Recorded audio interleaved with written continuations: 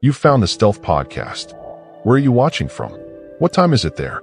Subscribe and comment to support us. Thanks. Let's begin.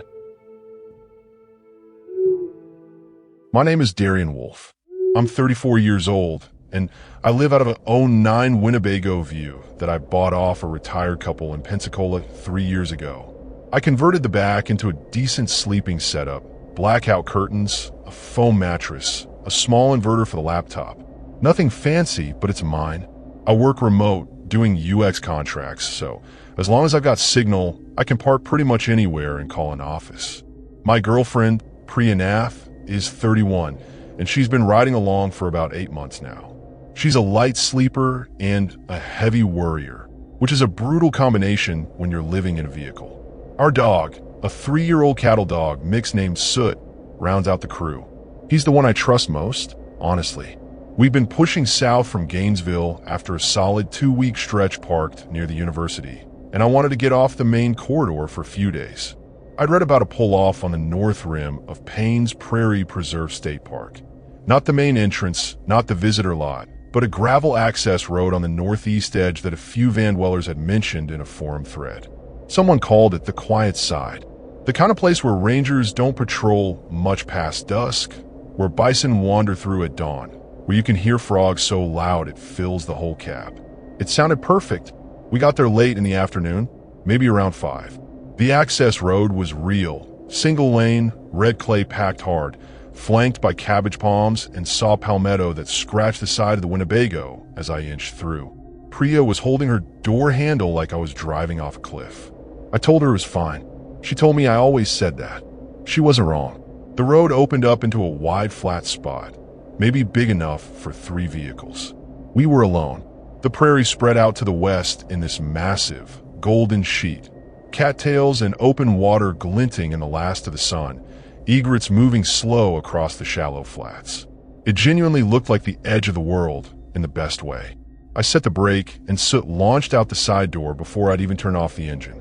He ran wide circles in the grass, nose down, tail going like a propeller. Priya stepped out and stretched, shielding her eyes against the light. She had this habit of doing a slow 360 whenever we parked somewhere new, scoping it out, cataloging exits, checking for neighbors. She'd never lived in a van before meeting me, and some habits from apartment life never fully left her. She noted the tree line to the east, the single road in and out, the way the flat ground meant you could see a long way in every direction. No cell signal, she said, checking her phone. I checked mine.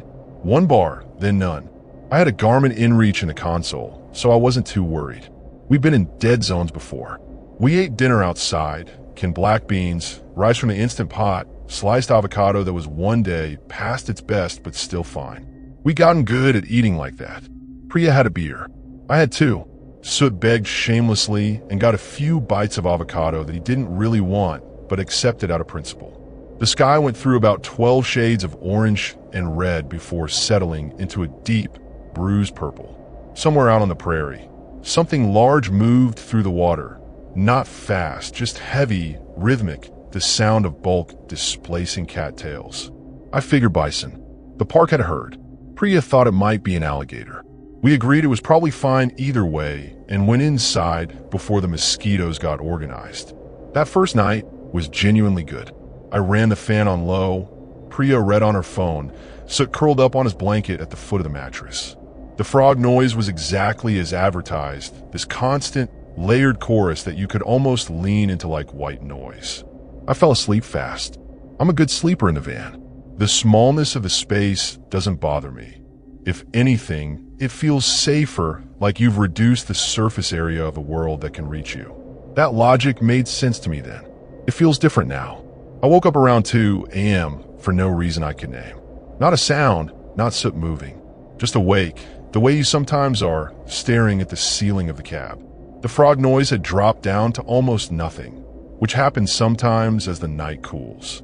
I lay there for a while, cataloging nothing, and then I noticed it was sitting up.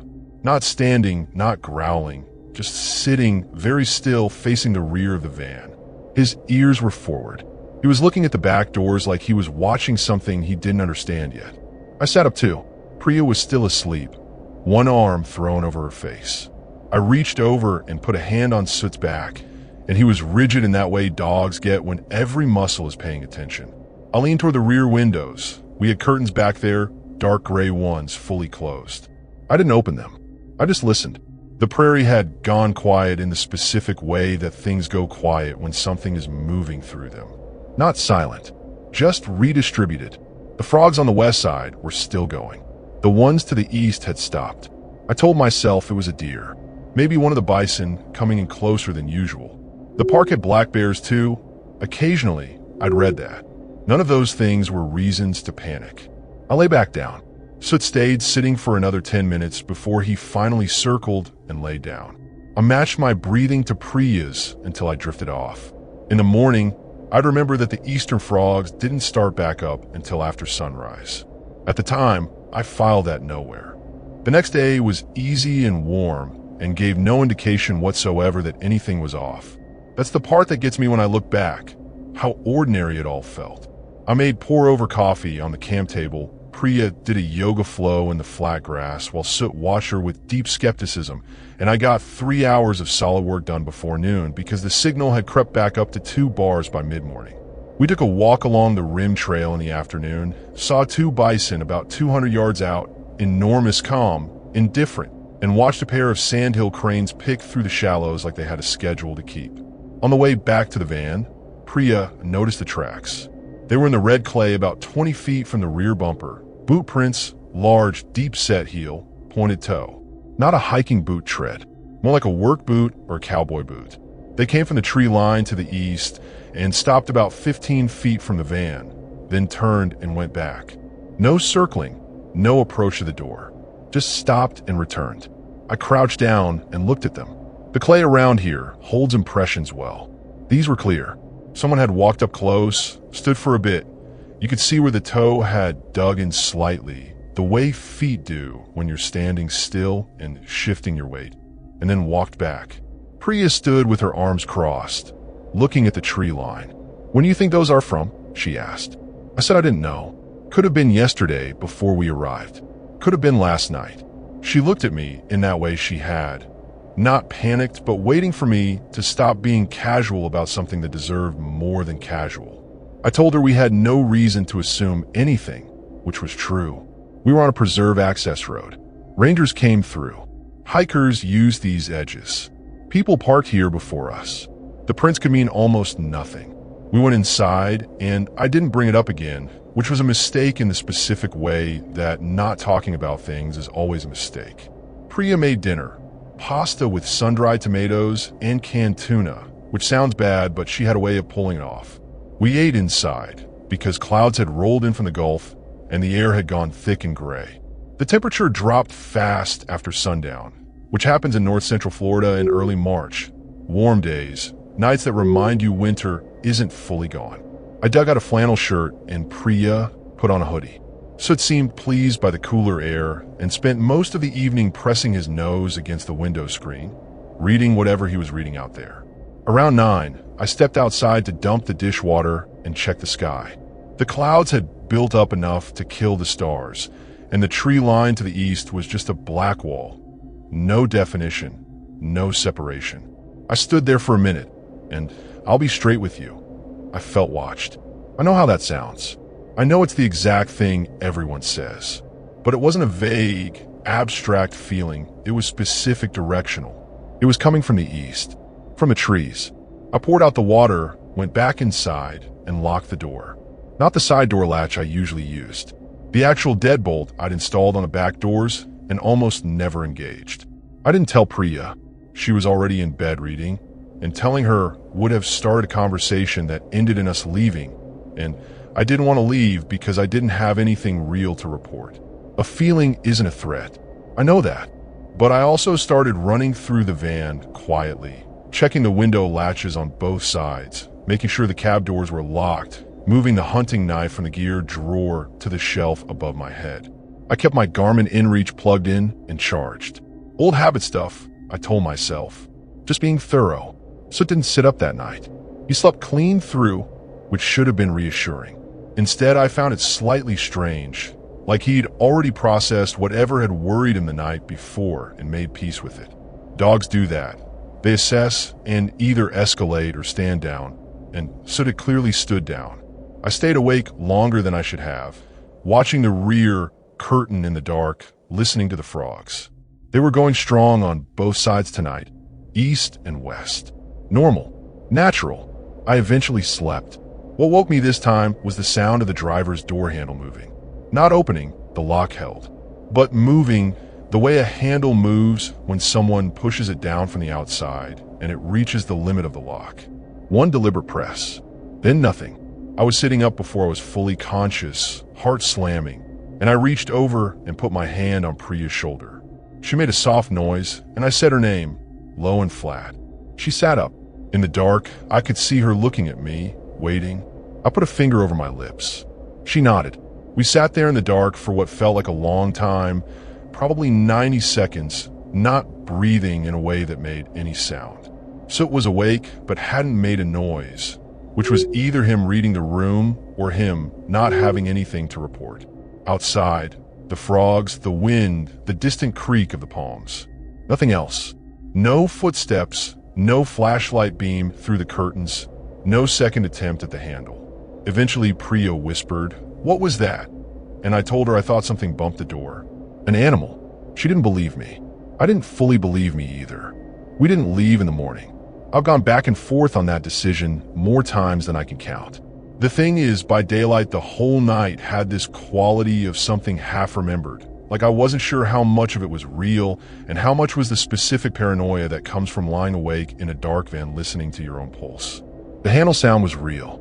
I know it was real.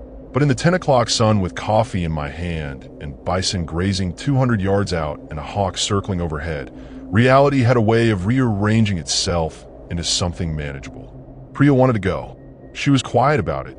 She didn't push, didn't argue, but she packed her bag that morning and set it near the side door, which was her way of saying something without saying it. I asked her to give me one more day. I said I'd get the Garmin message out to my buddy Theo back in Gainesville, let him know where we were. She agreed, but she moved her bag back only about halfway. Theo, for his part, replied within 20 minutes. He was one of those people who was always on his phone and said he'd check in by 6 p.m. If I didn't respond, he'd call the park. That felt like enough of a net. I spent part of the afternoon walking the perimeter, which I framed as stretching my legs. What I was actually doing was looking at the ground around the van. East tree line. Nothing new I could identify with certainty. The old boot prints were still there, slightly weathered now by the overnight humidity. I pushed into the tree line, maybe 30 feet, enough to get a feel for it.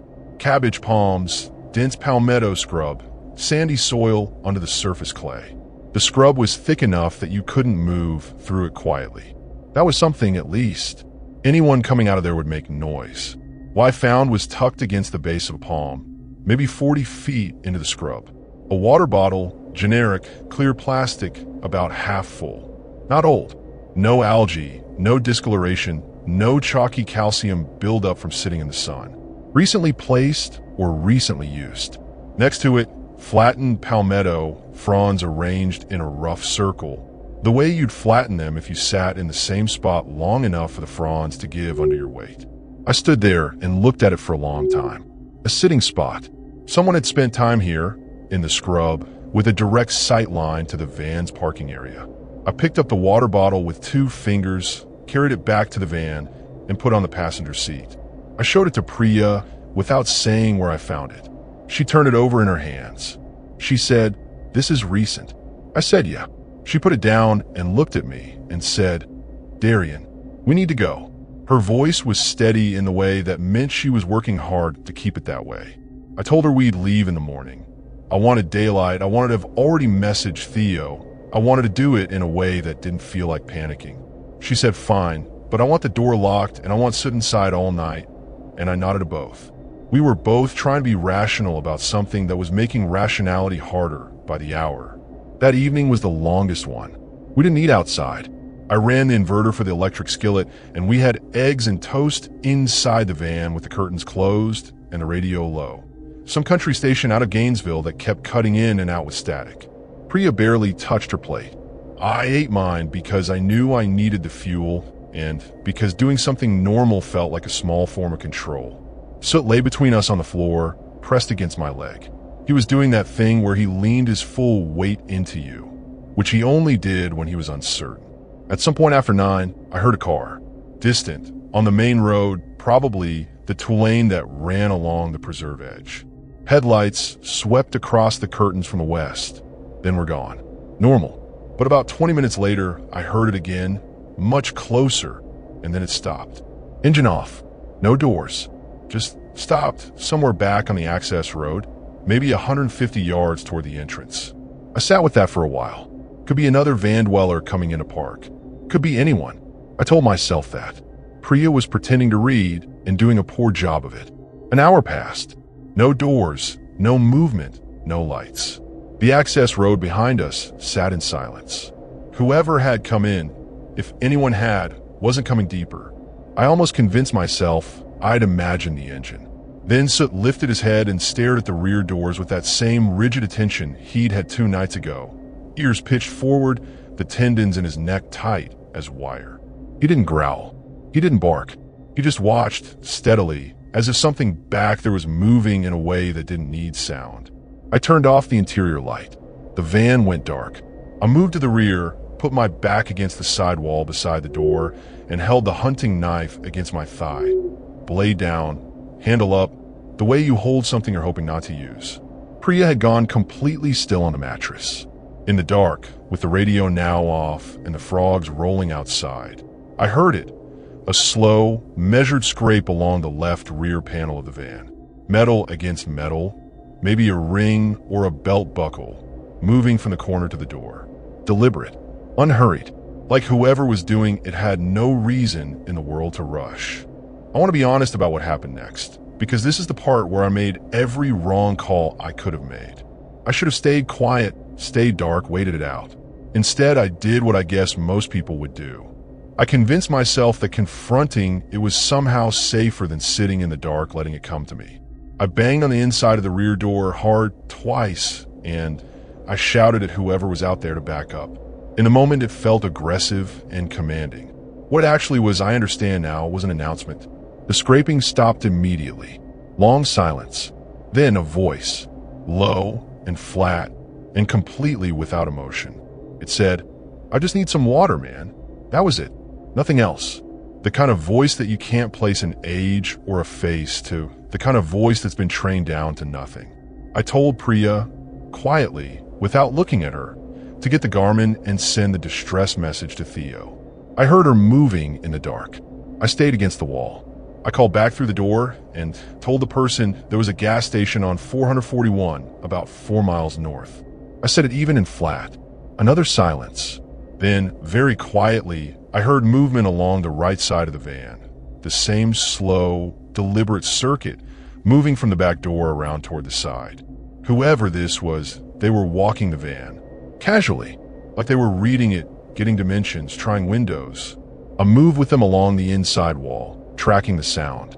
The side door latch rattled once, lightly. My deadbolt on the back held. The side door had a standard latch and a kicker lock I'd installed. It wasn't going anywhere easily. The thing that scared me most wasn't any single sound. It was the patience of it. There was no urgency, no anger, no escalation, just this slow, methodical survey of the vehicle. It reminded me of something that took me a minute to place. The way a mechanic walks around a car before a repair. Assessing, taking stock, finding the weak points. At some point in my head, I'd attached the word professional to this person, and once that word landed, it didn't leave. This wasn't someone drunk, someone desperate, someone acting on impulse. Priya had gotten the Garmin message out. She tapped my arm twice, our signal for done. Then the figure stepped into the strip of light that came under the rear curtain from the distant highway. Just for a moment, maybe 2 seconds, and I saw a silhouette through the gap at the curtain's edge. Tall, work boots with a stacked heel, dark clothing, a hood up despite it not being cold. They were standing very still, facing the van, and I realized with a slow, sinking clarity that they knew we were watching. They had positioned themselves so we could see them. Whatever this was, they wanted us to know they were there. That was the whole point. Soot broke first. He finally barked, one short, sharp volley. and for a second I thought that would do it, that whoever was outside would bolt. Instead, there was a hard, open-handed slap against the side of the van, just once, loud as a gunshot in the stillness. So it went berserk after that, barking, spinning, throwing himself against the door. Priya grabbed his collar. I was on my feet, cab end, trying to get to the driver's seat without showing any light. If I could start the engine, I could get us out. The access road was behind us, clear. I could back out to 441 in 4 minutes. The engine turned over on the second try. I threw it in reverse without turning on the headlights, using the narrow sliver of ambient road light to track the lane edge. 20 feet back, the front tire found a clay shoulder, and I overcorrected and we fishtailed, and I heard the right mirror clip a palmetto, the crack of it loud and stupid. And then I had traction again, and I kept going. In the rear camera screen, a small fisheye image in green night vision tones, I could see the parking area receding. The figure was standing in the middle of it, not moving, watching us go, just standing there, both hands at their sides. We hit the paved road, and I put the headlights on and drove north on 441. I pushed it to 65, which is more than the Winnebago wanted to give. Priya had stood in her lap, both arms around him, not saying anything. The Garmin show Theo had gotten our message and responded with a thumbs up, and then immediately after that a question mark when we'd gone quiet. I handed it to Priya and told her to tell him we were mobile, heading north, calling it anyway. She typed without looking up. We stopped at a gas station in Micanopy, this tiny town just north of the preserve, lit up and warm and full of the ordinary sounds of a refrigerator humming and a radio behind the counter. I bought 2 bottles of water and stood in the fluorescent light for a minute longer than I needed to, just existing in a bright room. The clerk didn't ask any questions, which I appreciated. I got back in the van and sat in the driver's seat, and my hands were shaking in that delayed way they do when adrenaline starts clearing your system. Priya was on the phone with Theo. He was calling Alachua County Sheriff. 2 deputies met us in the Micanopy gas station parking lot around 1:30 a.m. They were patient and thorough, which I hadn't expected. One of them, older, gray at the temples, named Beltran, took notes on a pad and asked the right questions without making us feel like we were overreacting. He told us that the northeast access road to Payne's Prairie had had some activity in the last 2 months. He didn't elaborate much, said it was under review, said in the practice way of someone who was being careful about what they shared. The water bottle I'd picked up from a scrub was still in a plastic shopping bag on the passenger seat. Beltran bagged it. The second deputy went out to the access road that night. He didn't find anyone, which wasn't surprising.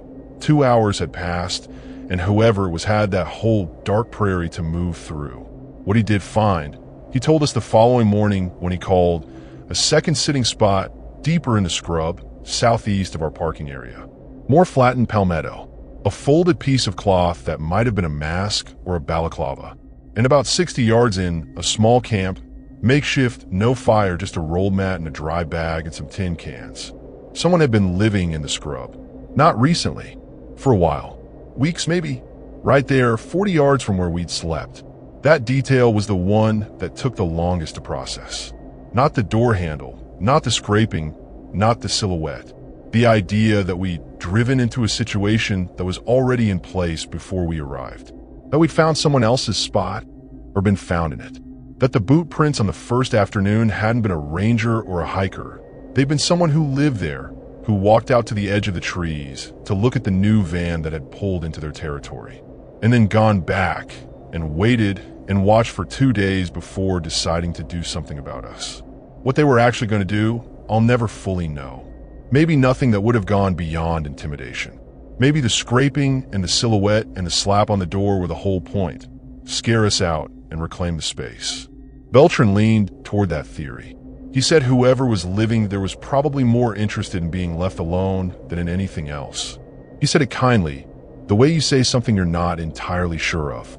I've thought about it a lot since. The patience, the professionalism I'd felt in those movements, the fact that they never once tried to get through the door. I go back and forth. Some nights I think Beltran was right. Other nights I think about how long they'd been out there in the dark, watching, and I stop being able to assign a motivation that doesn't curl into something worse. Priya and I drove straight to Gainesville and parked at Theo's house and slept in his driveway until noon. His girlfriend brought us coffee in the morning without asking any questions, which was maybe the most generous thing a person has ever done for me. Priya didn't sleep much, so slept the whole way there, like a dog who'd been on edge for 2 days and had finally run out of alertness. When I woke up in Theo's driveway in the full morning light, I lay there and listened to the sounds of a neighborhood, a lawn mower, a kid on a bike, a screen door, and felt something unclench in my chest that I hadn't noticed was clenched. We stayed in Gainesville for a week. Priya flew home to see her family, which she'd been putting off for months. I fixed a broken mirror and patched a scrape on the right rear panel and drove to a campground with hookups and showers and neighbors close enough to wave at, and I stayed there for 4 days. I ran the water, charged everything, cleaned the van inside and out. I found a palmetto scratch on the left rear panel from our exit, long and thin like a white scar in the paint, and I left it. I don't know why. Some kind of record, maybe. The thing about van life that nobody tells you, or nobody told me, is that the same quality that makes it feel free is the quality that makes it genuinely exposed. You reduce the surface area, sure, small space, simple needs, nothing you can't fit in a bag if it comes to it. But the walls of a van are sheet metal and glass, and the world outside those walls is not always what the forums describe. Most nights it is. Most nights it's exactly as good as it sounds. The stars, the quiet, the specific piece of a place you found yourself and got to keep for a little while. I still believe in that. I'm still doing it. I just sleep with a deadbolt now. Both of them. And I don't park anywhere with a tree line I can't see through. And if Soot sits up in the night and points himself at the back of the van, I don't lie back down and tell myself it's a deer. I get up and I stay up and I pay attention. Because the one thing that 2 nights on the quiet side of Payne's Prairie taught me, the thing I keep coming back to, is that patience works in both directions.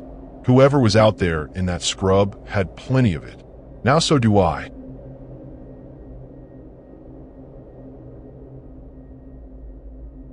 My name is Cassandra Vale. I'm 47 years old, and I live in Tampa, though Live is doing some heavy lifting there. I spend maybe 4 months a year in my apartment, and the rest of the time in a converted Ford Transit that I've been building out and tearing apart and rebuilding again for the better part of 6 years. I work as a freelance medical transcriptionist, which means I need headphones, decent signal, and about 6 hours of focused quiet per day. The van gives me that. My apartment does not. I don't have a partner or a pet. I travel alone, which most people find either impressive or unsettling depending on who they are, and I've learned that the ones who find it unsettling are usually the ones who've never tried it. I've been working a heavy contract for 3 weeks straight. Long files, complex terminology, the kind of work that leaves you with a headache behind your eyes by 4 p.m. And when it wrapped, I gave myself 5 days off and pointed the transit north and east. I wanted water. Not the Gulf, not a crowded beach. Interior water, black water, the kind Florida hides in its middle in the river systems that most tourists never find.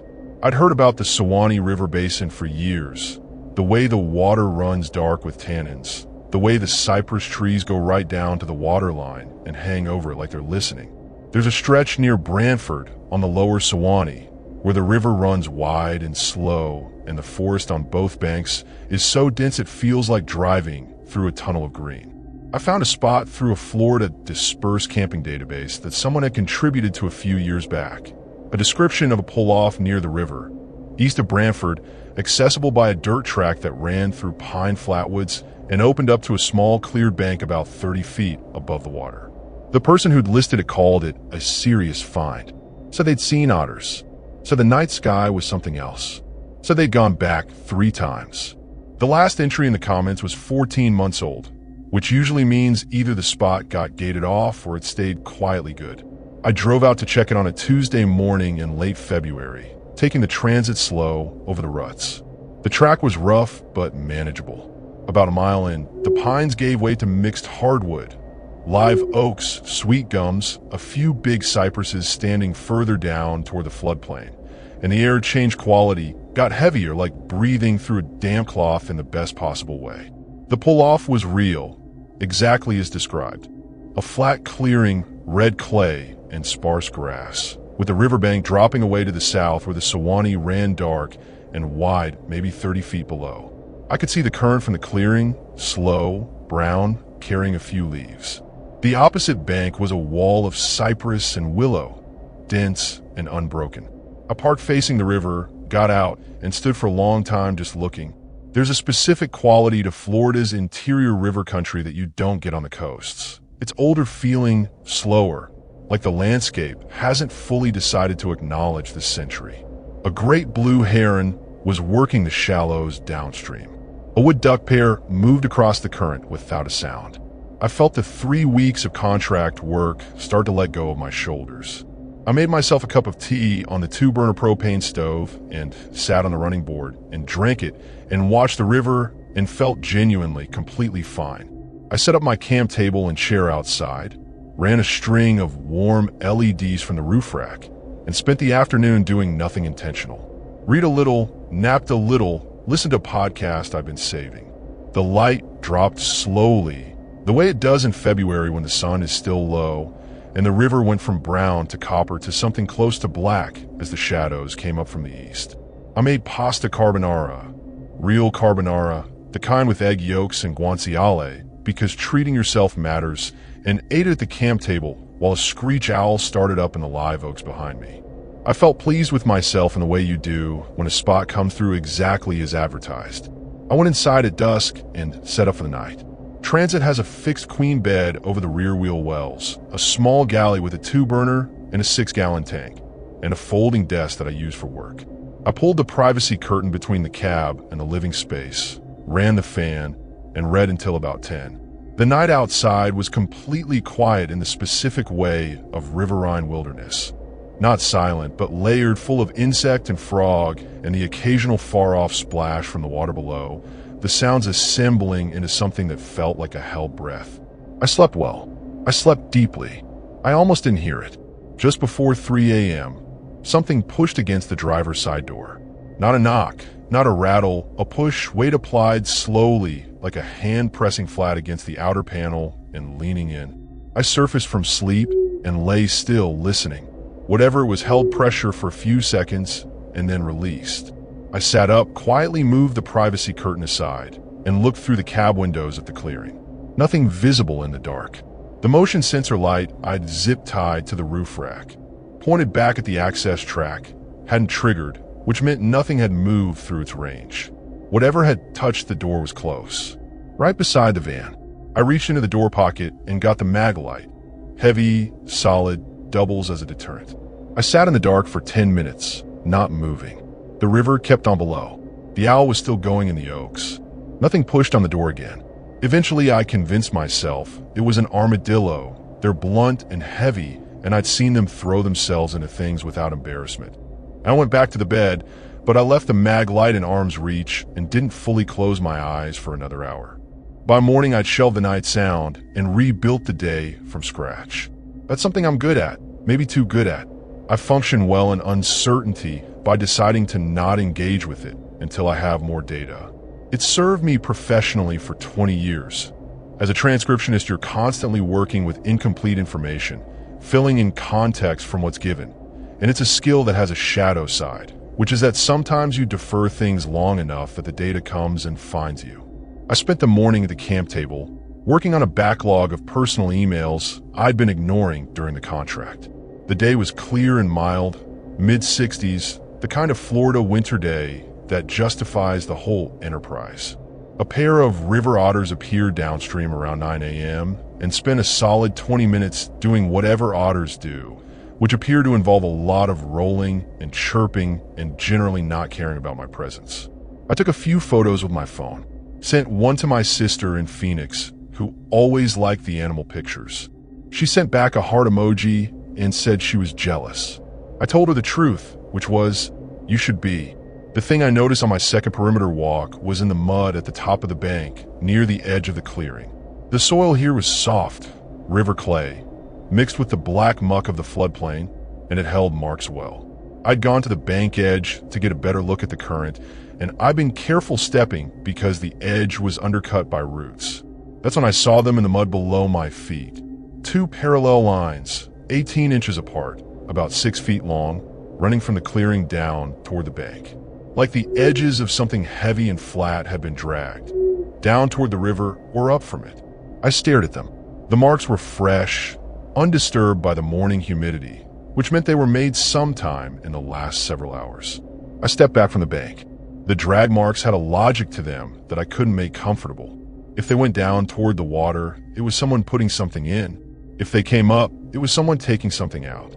Either way, the lines ended at my van, or close enough to it that the difference was mostly academic. I walked back slowly, looking at the ground around the transit. Near the driver's door, in the soft clay shoulder, I found 2 boot impressions, toes pointing toward the door, heels toward the tree line behind the clearing. Whoever made the drag marks had stopped at the van, had stood at the driver's door, had been what pushed against it at 3 a.m. Here is where I made the decision I've second-guessed about 100 times since. I stayed. I want to explain that without sounding naive, because I wasn't naive about it. I was deliberate. I'm 47. I've traveled alone for a long time. I've had sketchy nights before. I knew the difference between an uncomfortable situation and a dangerous one, or I thought I did, and I told myself this was the former. Someone had come close to the van, spooked me a little, and left. Probably a local, probably someone who knew the spot, was curious about the new vehicle. People in rural Florida are not always thrilled about strangers parked on land. They consider there's even when it isn't. I dealt with that before. What I didn't account for, and this is the thing, was the smell. I noticed it that afternoon, coming back from a walk downriver along the bank. It was faint at first, just a note in the background, and I thought it was a dead fish or a turtle washed up on the bank. But it didn't come from the water. It came from the tree line, the same tree line to the north that backed the clearing, the opposite side from the river. Sweet and heavy, the way things smell when they've been in the heat. I scanned the undergrowth from the clearing edge and saw nothing. No carcass, no obvious source. The smell drifted in and then dissipated with the breeze, and I made a note of it and filed it away with everything else. I ate dinner inside the van that night. The screech owl was back in the oaks. The river was doing its quiet, patient thing below the bank. I found a podcast episode I'd been saving about the history of the Suwannee River, how it begins in the Okefenokee Swamp in Georgia, how it's one of the few blackwater rivers in the country that flows into the Gulf without being dammed, how the cypress root systems in its floodplain create caves and voids under the water that divers have been exploring for decades. I found that last part unexpectedly interesting, and I went down a small rabbit hole about the cave systems and eventually closed the laptop and lay in the dark with the information sitting in me like a stone I didn't know how to place. The night went quiet around 11. I had the side door locked and the cab doors locked and the mag light and a small canister of pepper spray I usually kept in my day pack. I lay on the bed and consciously worked my way through a breathing exercise I'd learned in a mindfulness app years ago. The kind of thing I'd normally dismiss, but which genuinely works when your nervous system has been humming all day at a frequency just above normal. I got close to sleep, got to that edge where the thoughts start to lose their grammar. Then the smell was there, inside the van. Faint, but unmistakably the same note I'd caught from the tree line. Sweet, heavy, close. Like it had come in through the roof vent, which I'd left cracked 2 inches. I sat up. In the ambient dark of the river clearing, I could just make out the shapes inside the van. Nothing had changed. Nothing was different. But I reached over and closed the roof vent with both hands, slowly, and sat there in the sealed dark. Outside, the owl had stopped. I didn't sleep again that night. I sat against the headboard with the mag light in my lap and watched the side curtain, and around 2 a.m., I started questioning my own senses in the way that total darkness and exhaustion will do to you. Maybe the smell was me. I'd skipped washing up before bed. Maybe the owl just stopped because owls stop. Maybe the drag marks were from a canoe someone had hauled up and down that bank a dozen times, maybe months ago, and the recent rain had just made them look fresh. I built each alternate explanation with real care, the way you do when you need them to be true. What I couldn't build around was the mag light beam I put out the side window at 2:30, pointing at the tree line. I cracked the window half an inch and angled the beam toward the northern edge of the clearing. In the last ring of light before the beam gave out at the margin of the scrub, there was a shape. Upright. Still. Not a tree. The clearing's edge had no trees that close to the van sight line. I'd looked at it enough times to know. It was there for 3 seconds before I pulled the beam back. I sat with my back against the far wall and did not open the window again. At dawn, I was still awake, gritty-eyed and wired on cortisol, watching the light change through the curtain edges. The moment it was bright enough to see clearly, I got out of the van with the mag light in my hand and walked to the northern tree line. The ground was soft enough. There were prints, boots, large, the same stacked heel and pointed toe I'd seen by the driver's door, pressed into the clay at the edge of the scrub. They faced the van, the measurement between the toes and the current position of the transit, pacing it out roughly, maybe 40 feet, standing 40 feet out in the scrub margin at 2:30 in the morning. I went back to the van, started the engine, turned around in the clearing, 3 slow, careful points because the space was tight, and drove out the access track. I didn't pack up the camp table and chair. I left them. A $40 nylon table and a camp chair are not worth the time it takes to fold them when you're deciding to leave a place. The track seemed longer going out than it had going in. Every bend in the pines felt like it was about to show me something. I got to the county road and turned west toward Brantford and didn't slow down. The thing I hadn't figured out yet, the piece of it I was still assembling on that drive, was the smell. It had come back twice, once from the tree line in the afternoon, once through the roof vent at night. That smell was not a person, or it wasn't just a person.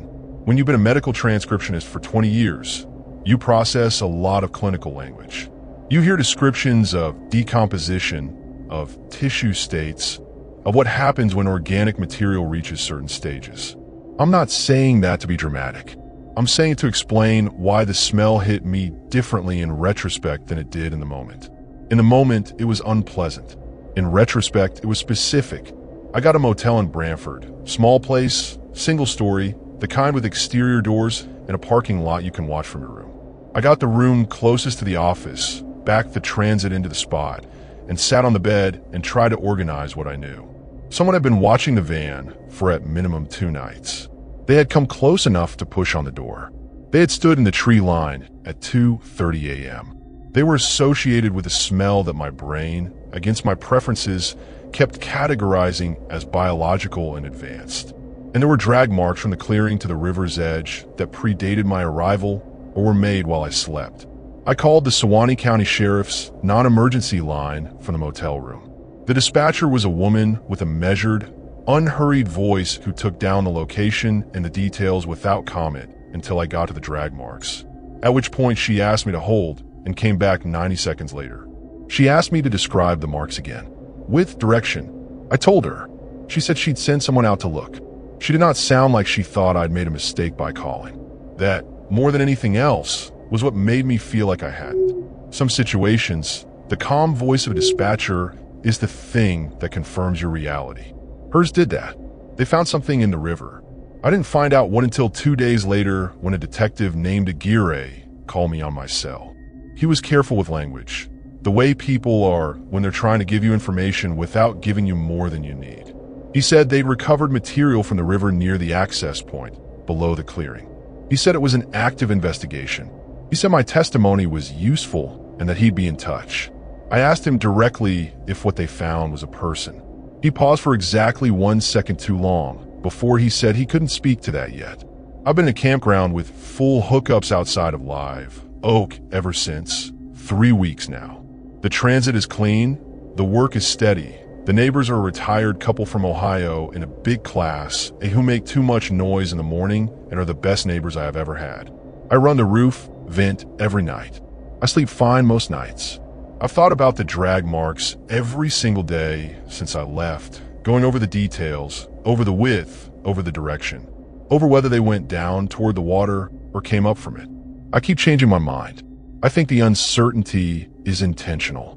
I think some part of me decided a long time ago that you can survive not knowing, but knowing certain things has its own cost. Some data I've decided I can wait on.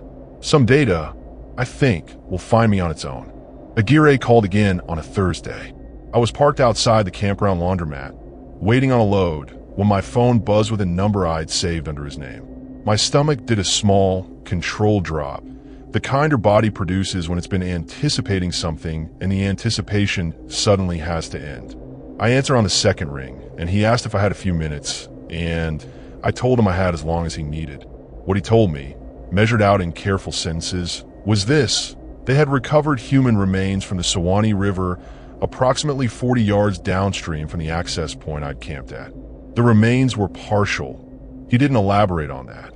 And the forensics were still processing, but the initial assessment suggested the person had been in the water for somewhere between 3 and 6 weeks before I'd arrived. That placed the event in early January. Someone had died in or near that river at that specific bank, and then stayed there for over a month before I pulled my transit into the clearing and made coffee and watched otters. The drag marks, Aguirre told me, were consistent with something being moved from the clearing to the bank and into the water. The direction had been down, not up. I had that information now, whether I wanted it or not. He told me the boot prints were being compared against the remains and against some material collected from the scrub camp. A camp they found 60 yards into the tree line, similar to what the Alachua County case had flagged, though he didn't know I had any connection to that case, and I didn't tell him. I just listened. The person who'd been in the tree line watching the van, watching me, was connected to all of this in some way the investigation hadn't finished mapping. Aguirre said they had a person of interest, that there had been similar activity noted in a stretch of the river corridor over the past 4 months, that they were working it. He asked if anything unusual had happened during my stay besides what I'd already reported. I told him about the smell. I described it as clearly as I could. The sweetness, the weight, the way it had moved with the breeze and then come through the vent. He was quiet for a moment, and then he said, "That's consistent with what was in the water, yeah." He said it gently, like he was trying to keep it from landing too hard. It landed hard anyway. I sat in the laundromat parking lot for a while after the call, engine running, watching the door of the laundromat open and close as people went in with baskets and came out with folded things. The ordinary, relentless cycle of it. I thought about the night I'd built all those alternate explanations, the armadillo, the dead fish, the old canoe marks, and how careful I'd been with each one, how much I'd wanted them to hold. And I thought about how I'd stayed a second day anyway, how I'd stayed even after the drag marks, even after the boot prints. How I told myself I knew the difference between uncomfortable and dangerous. I've thought about that gap between what I told myself and what was actually true more than I've thought about anything else. The laundry buzzer went off and I went in and moved the load to the dryer like a person doing laundry normally. The couple next to me were folding a fitted sheet together, doing the awkward mirror each other dance of it, arguing mildly about corners. I watched them for longer than was probably polite. There's a specific comfort in watching people do small things without fear, and I needed about 10 minutes of it. Back at the campground, I sat outside the transit in my camp chair until the sun dropped. The Ohio couple, Greta and Walt, came by at their usual early evening hour, and Walt asked how my day was.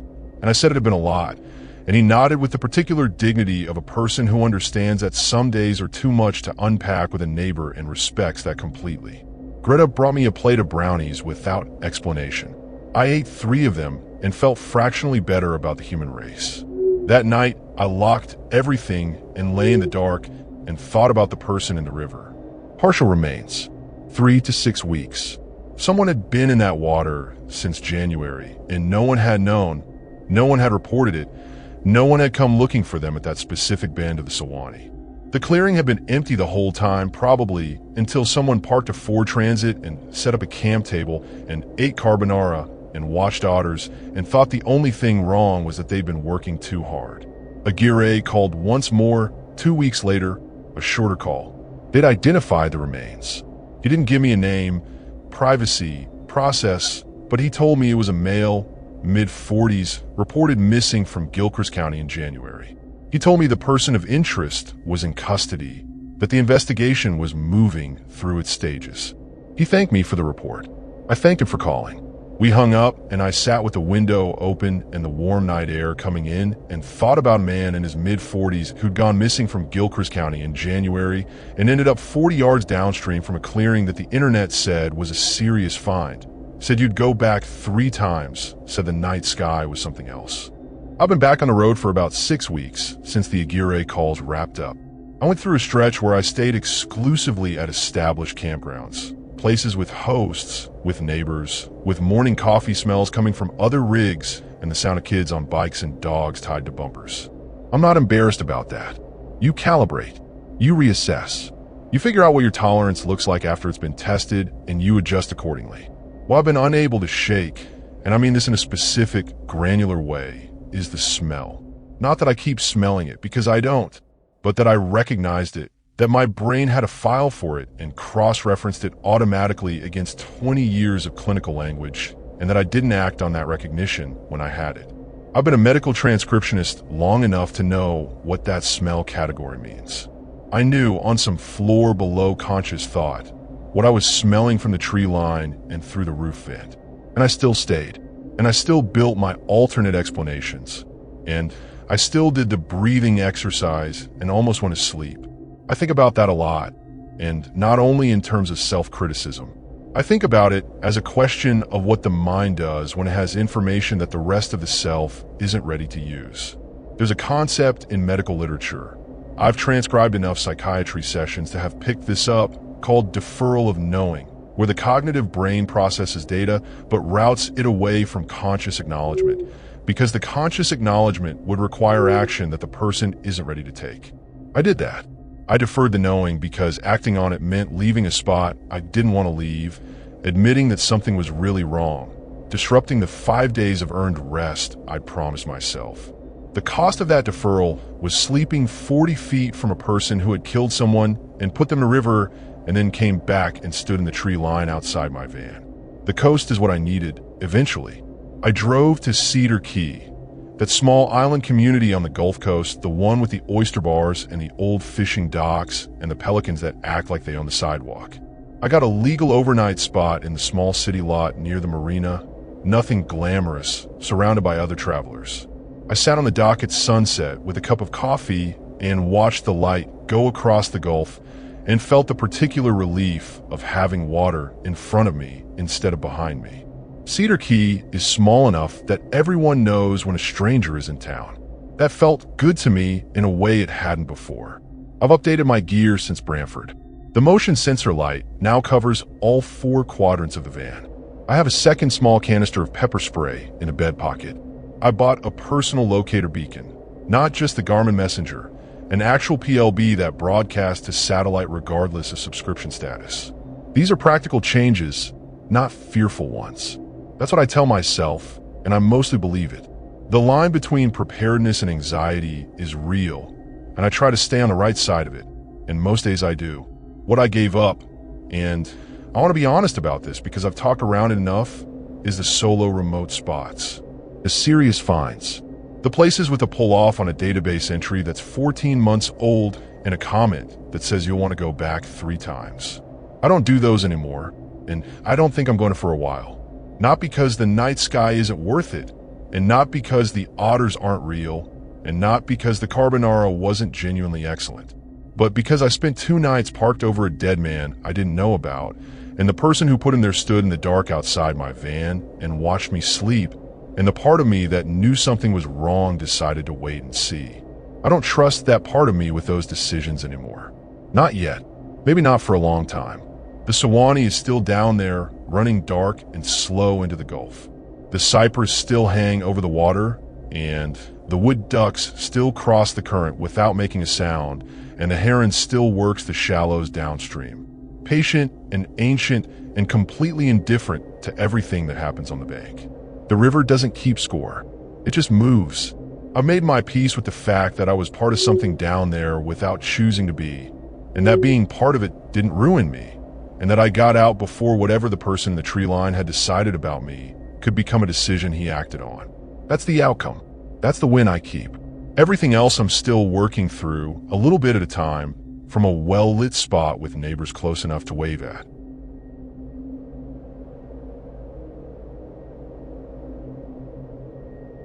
My name is Rutger Holst.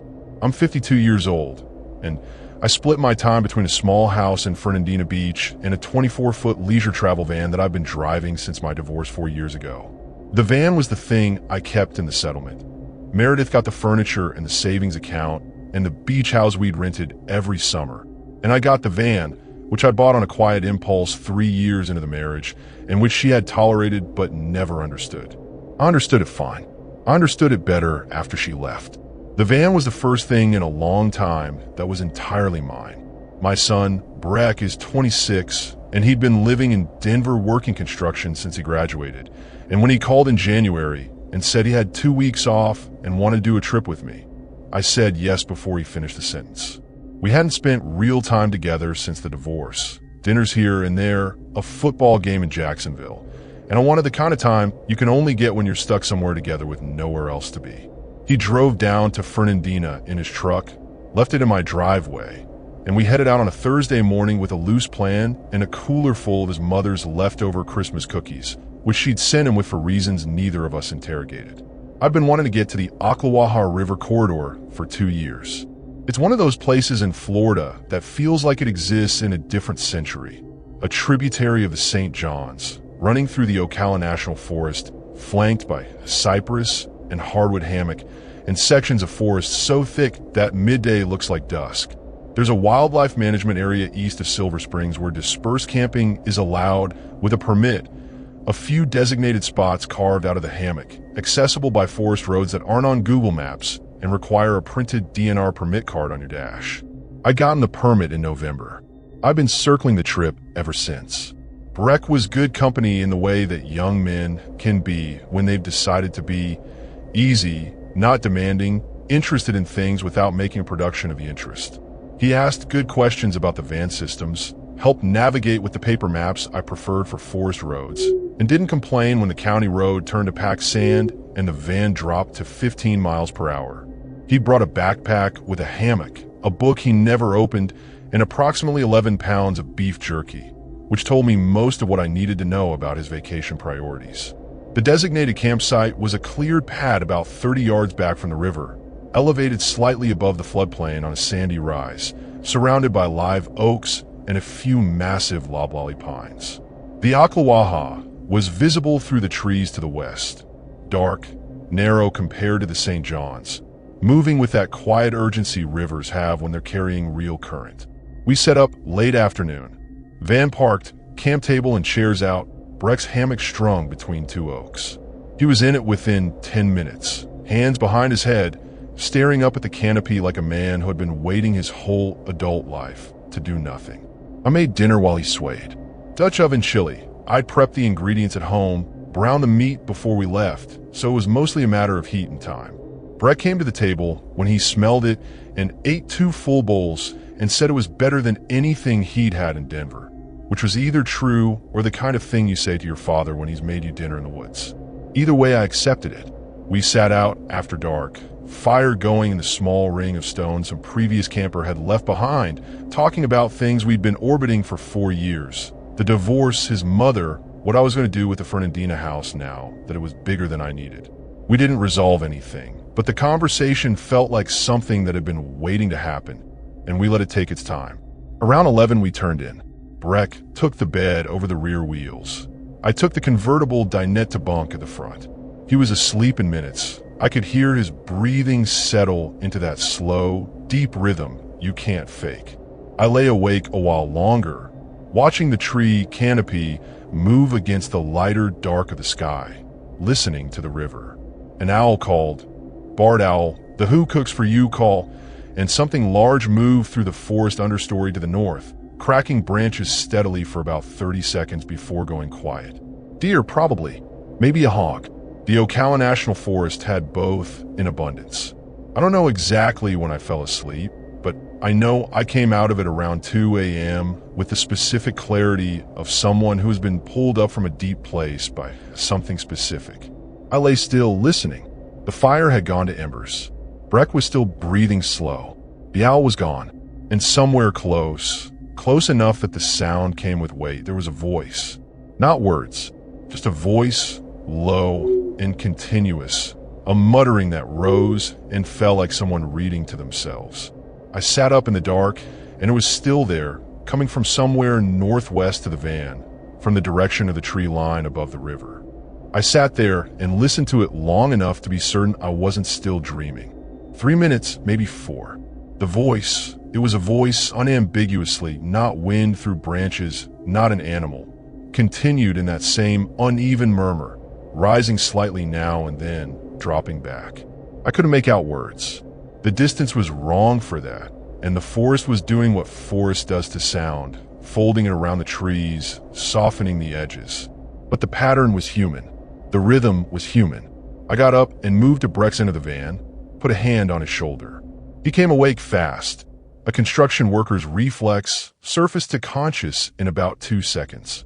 I put a finger to my lips and pointed northwest. We both listened. The voice was still going. Breck's face, in the near dark, went through a short sequence of expressions.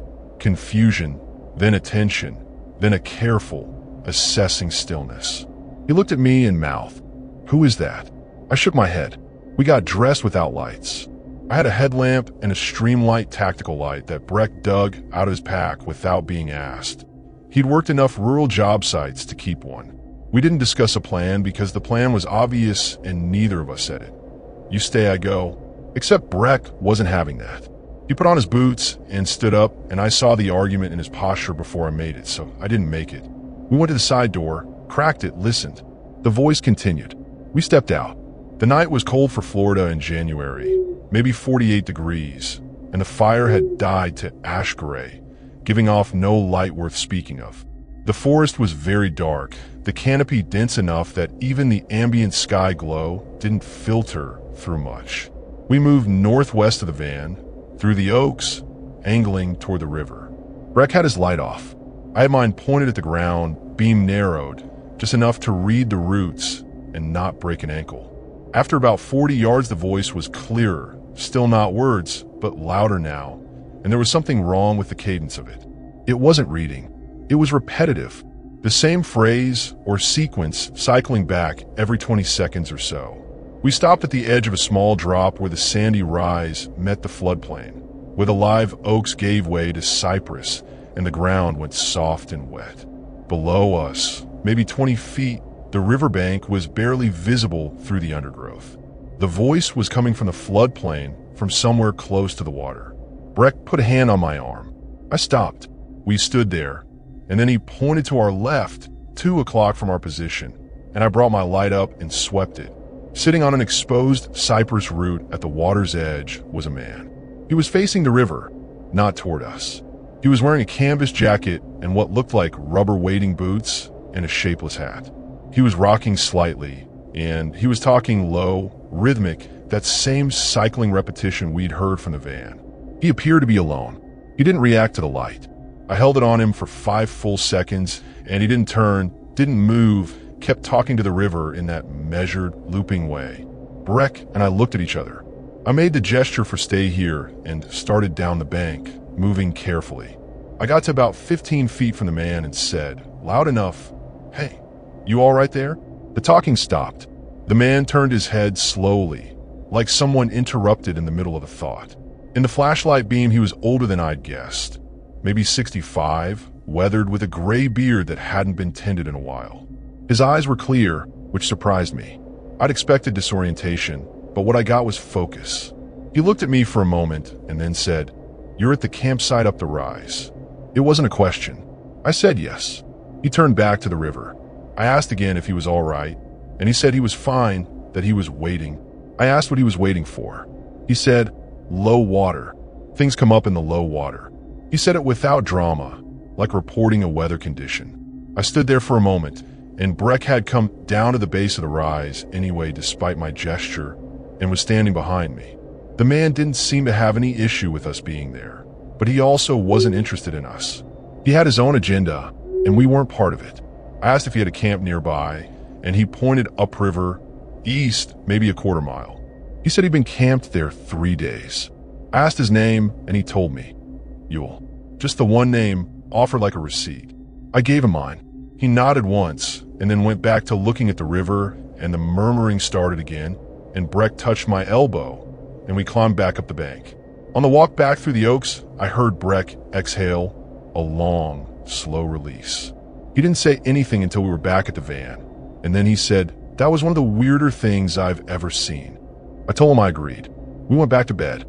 In the morning, I thought about Yule the way you think about something that your brain hasn't fully categorized yet. Not afraid, just unresolved. Like a word you've heard in a foreign language that you almost understand, but not quite. I made coffee and watched the river and thought. He's a local character. He knows this stretch of the Akawa. He comes out at night to do whatever he does, and it's strange, but it's his. Florida has always had people like that, the interior especially. People who've been in the same county their whole lives and developed private relationships with the land and water that don't map onto anything you'd recognize.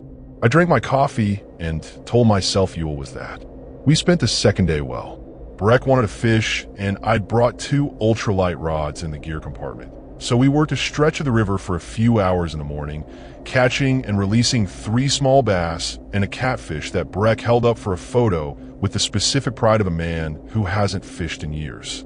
We hiked the forest road north for about 2 miles in the afternoon and found an old homestead foundation. Concrete block, mostly buried in palmetto and grapevine, that neither of us could find any reference to on the map. We took photos of that too. The day had the good weight of physical activity and outdoor light. And by the time I started dinner, I'd almost entirely stopped thinking about the man by the river. Almost. The thing I couldn't put away was what Yule had said. Things come up in the low water. I'd run it through a few interpretations. Literal. He meant fish or aquatic life, or maybe the submerged sandbars and shoals that become exposed when the river drops. Things visible only at low water. That made sense for someone who'd spent decades on this river. Metaphorical, the kind of cryptic private shorthand that isolated people sometimes develop. A phrase that meant something specific to him that didn't translate. Also plausible. The third reading I pushed away, that he meant it as a warning and that the warning was genuine.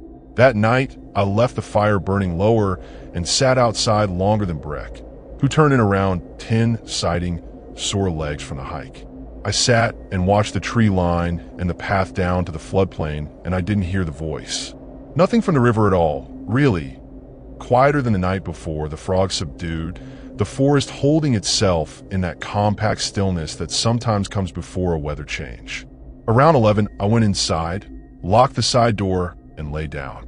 The stream light was on the shelf above my head.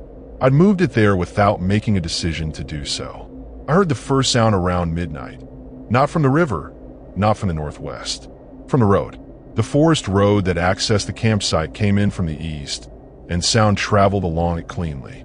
It was an engine, low and diesel, moving slowly. No headlights visible from where I was.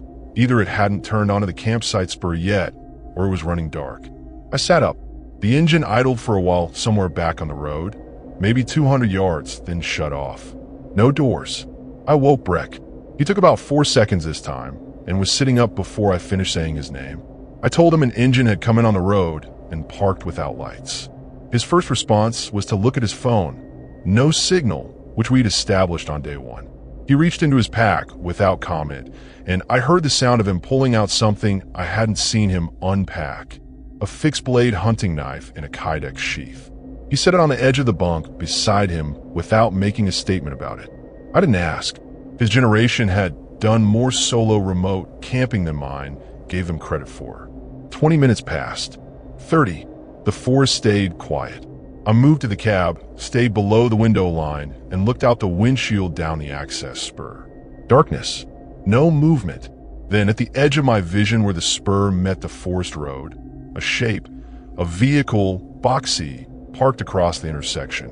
Not on the spur, on the road, blocking it. I looked at this for a while.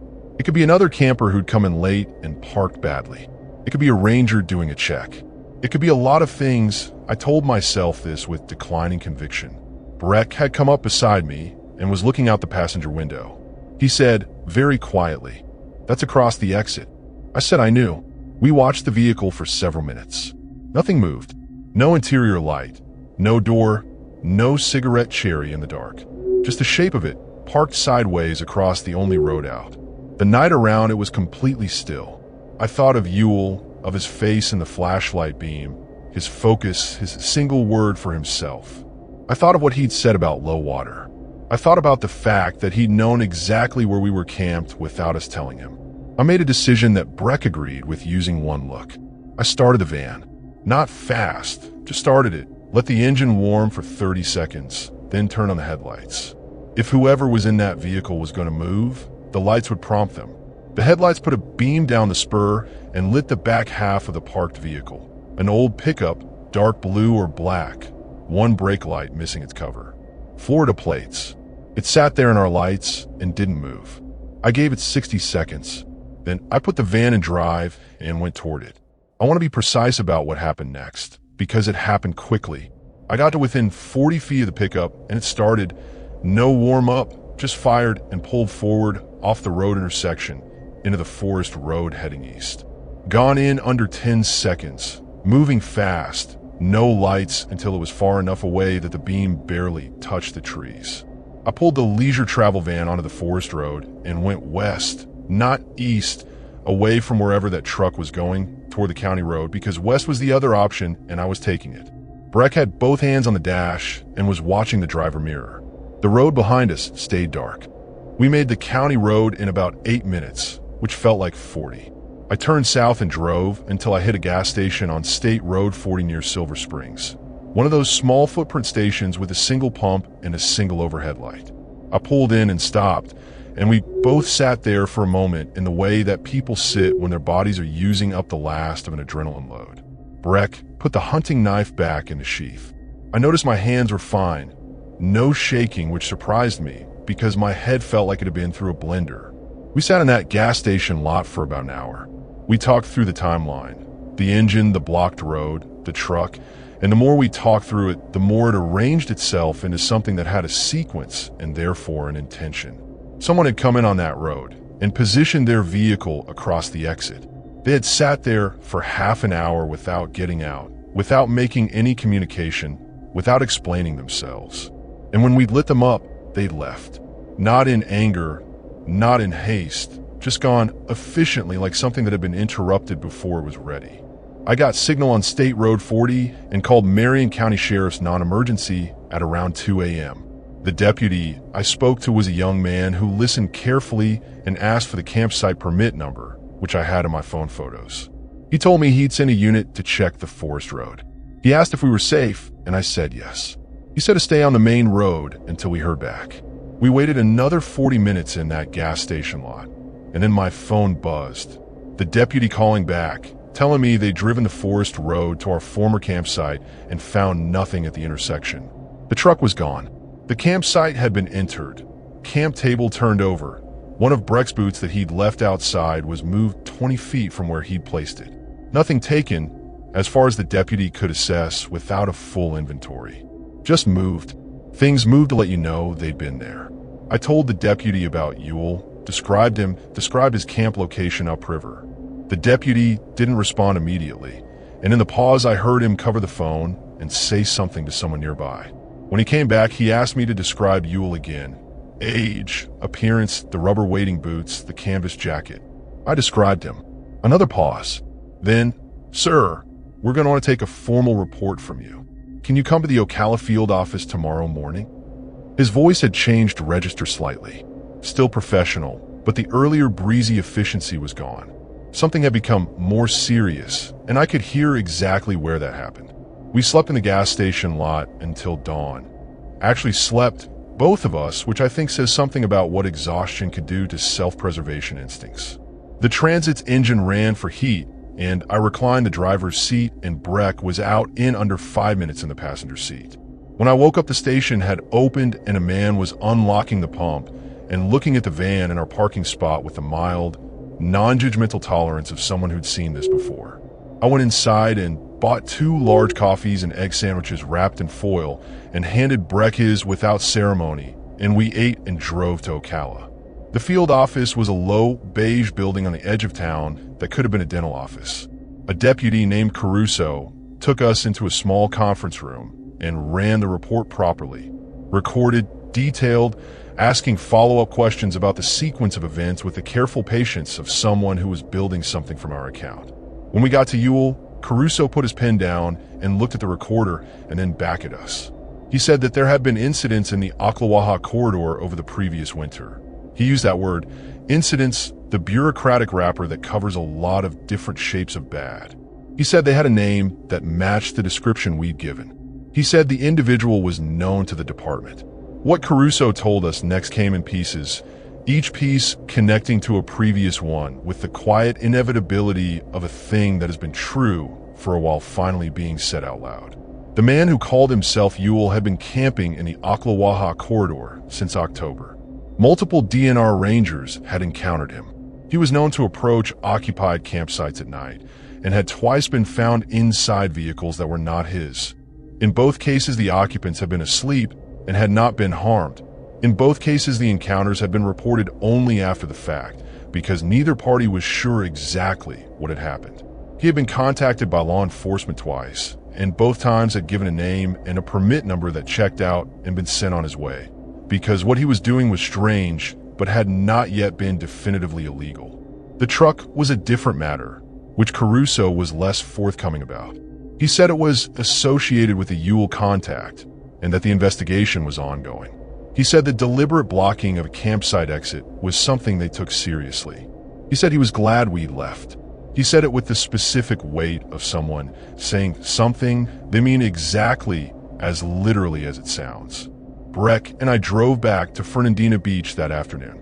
The trip that was supposed to be 2 weeks became 5 days, and neither of us said much about that arithmetic.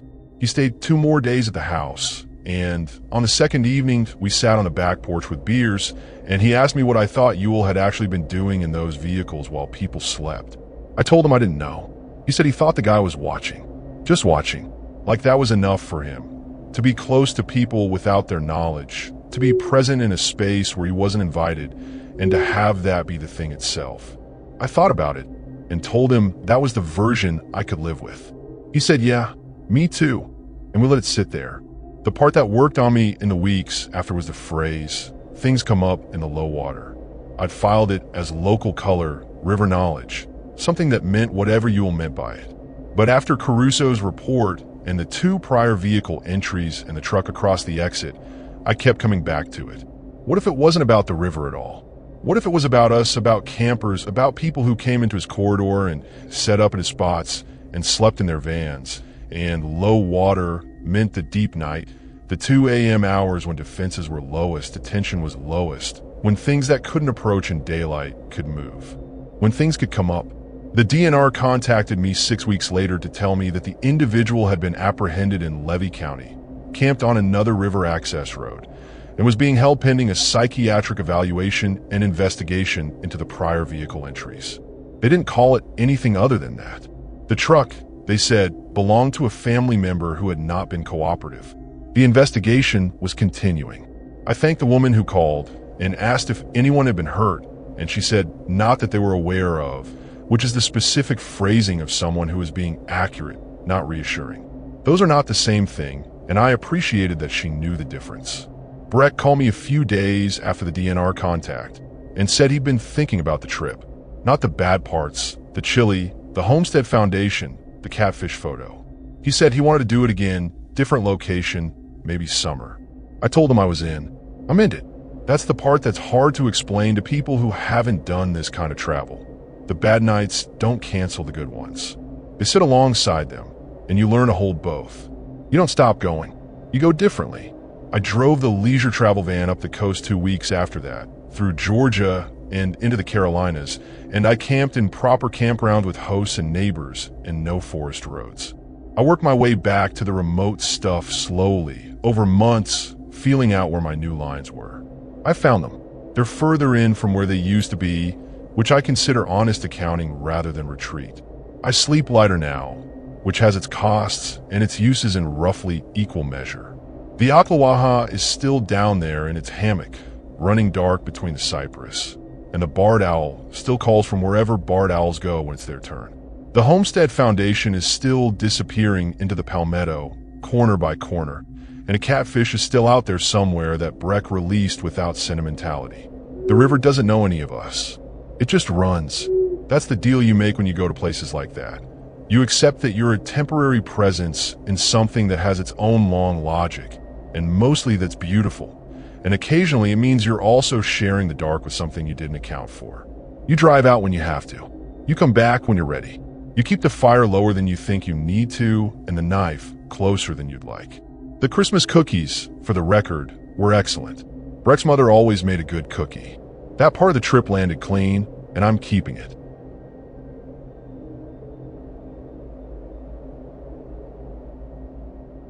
My name is Immaculata Reyes, but everyone calls me Maca.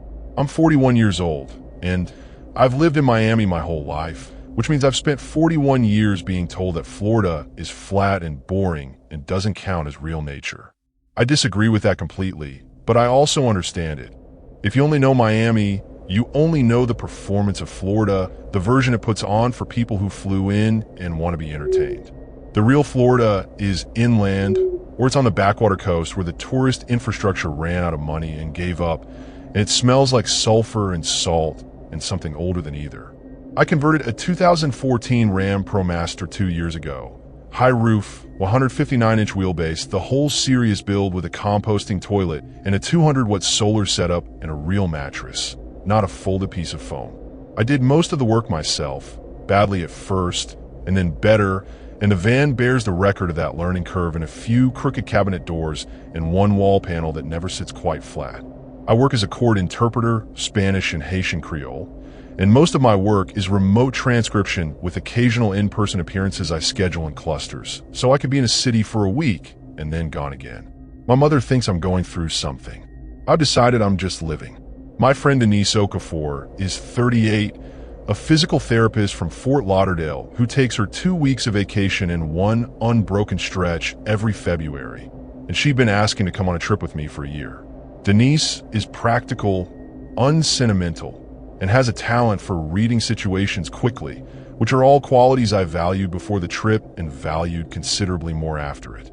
She brought her own sleeping bag, a headlamp, and a dry bag with a first aid kit that she'd stocked herself. I did not have to tell her to bring any of these things. She just knew.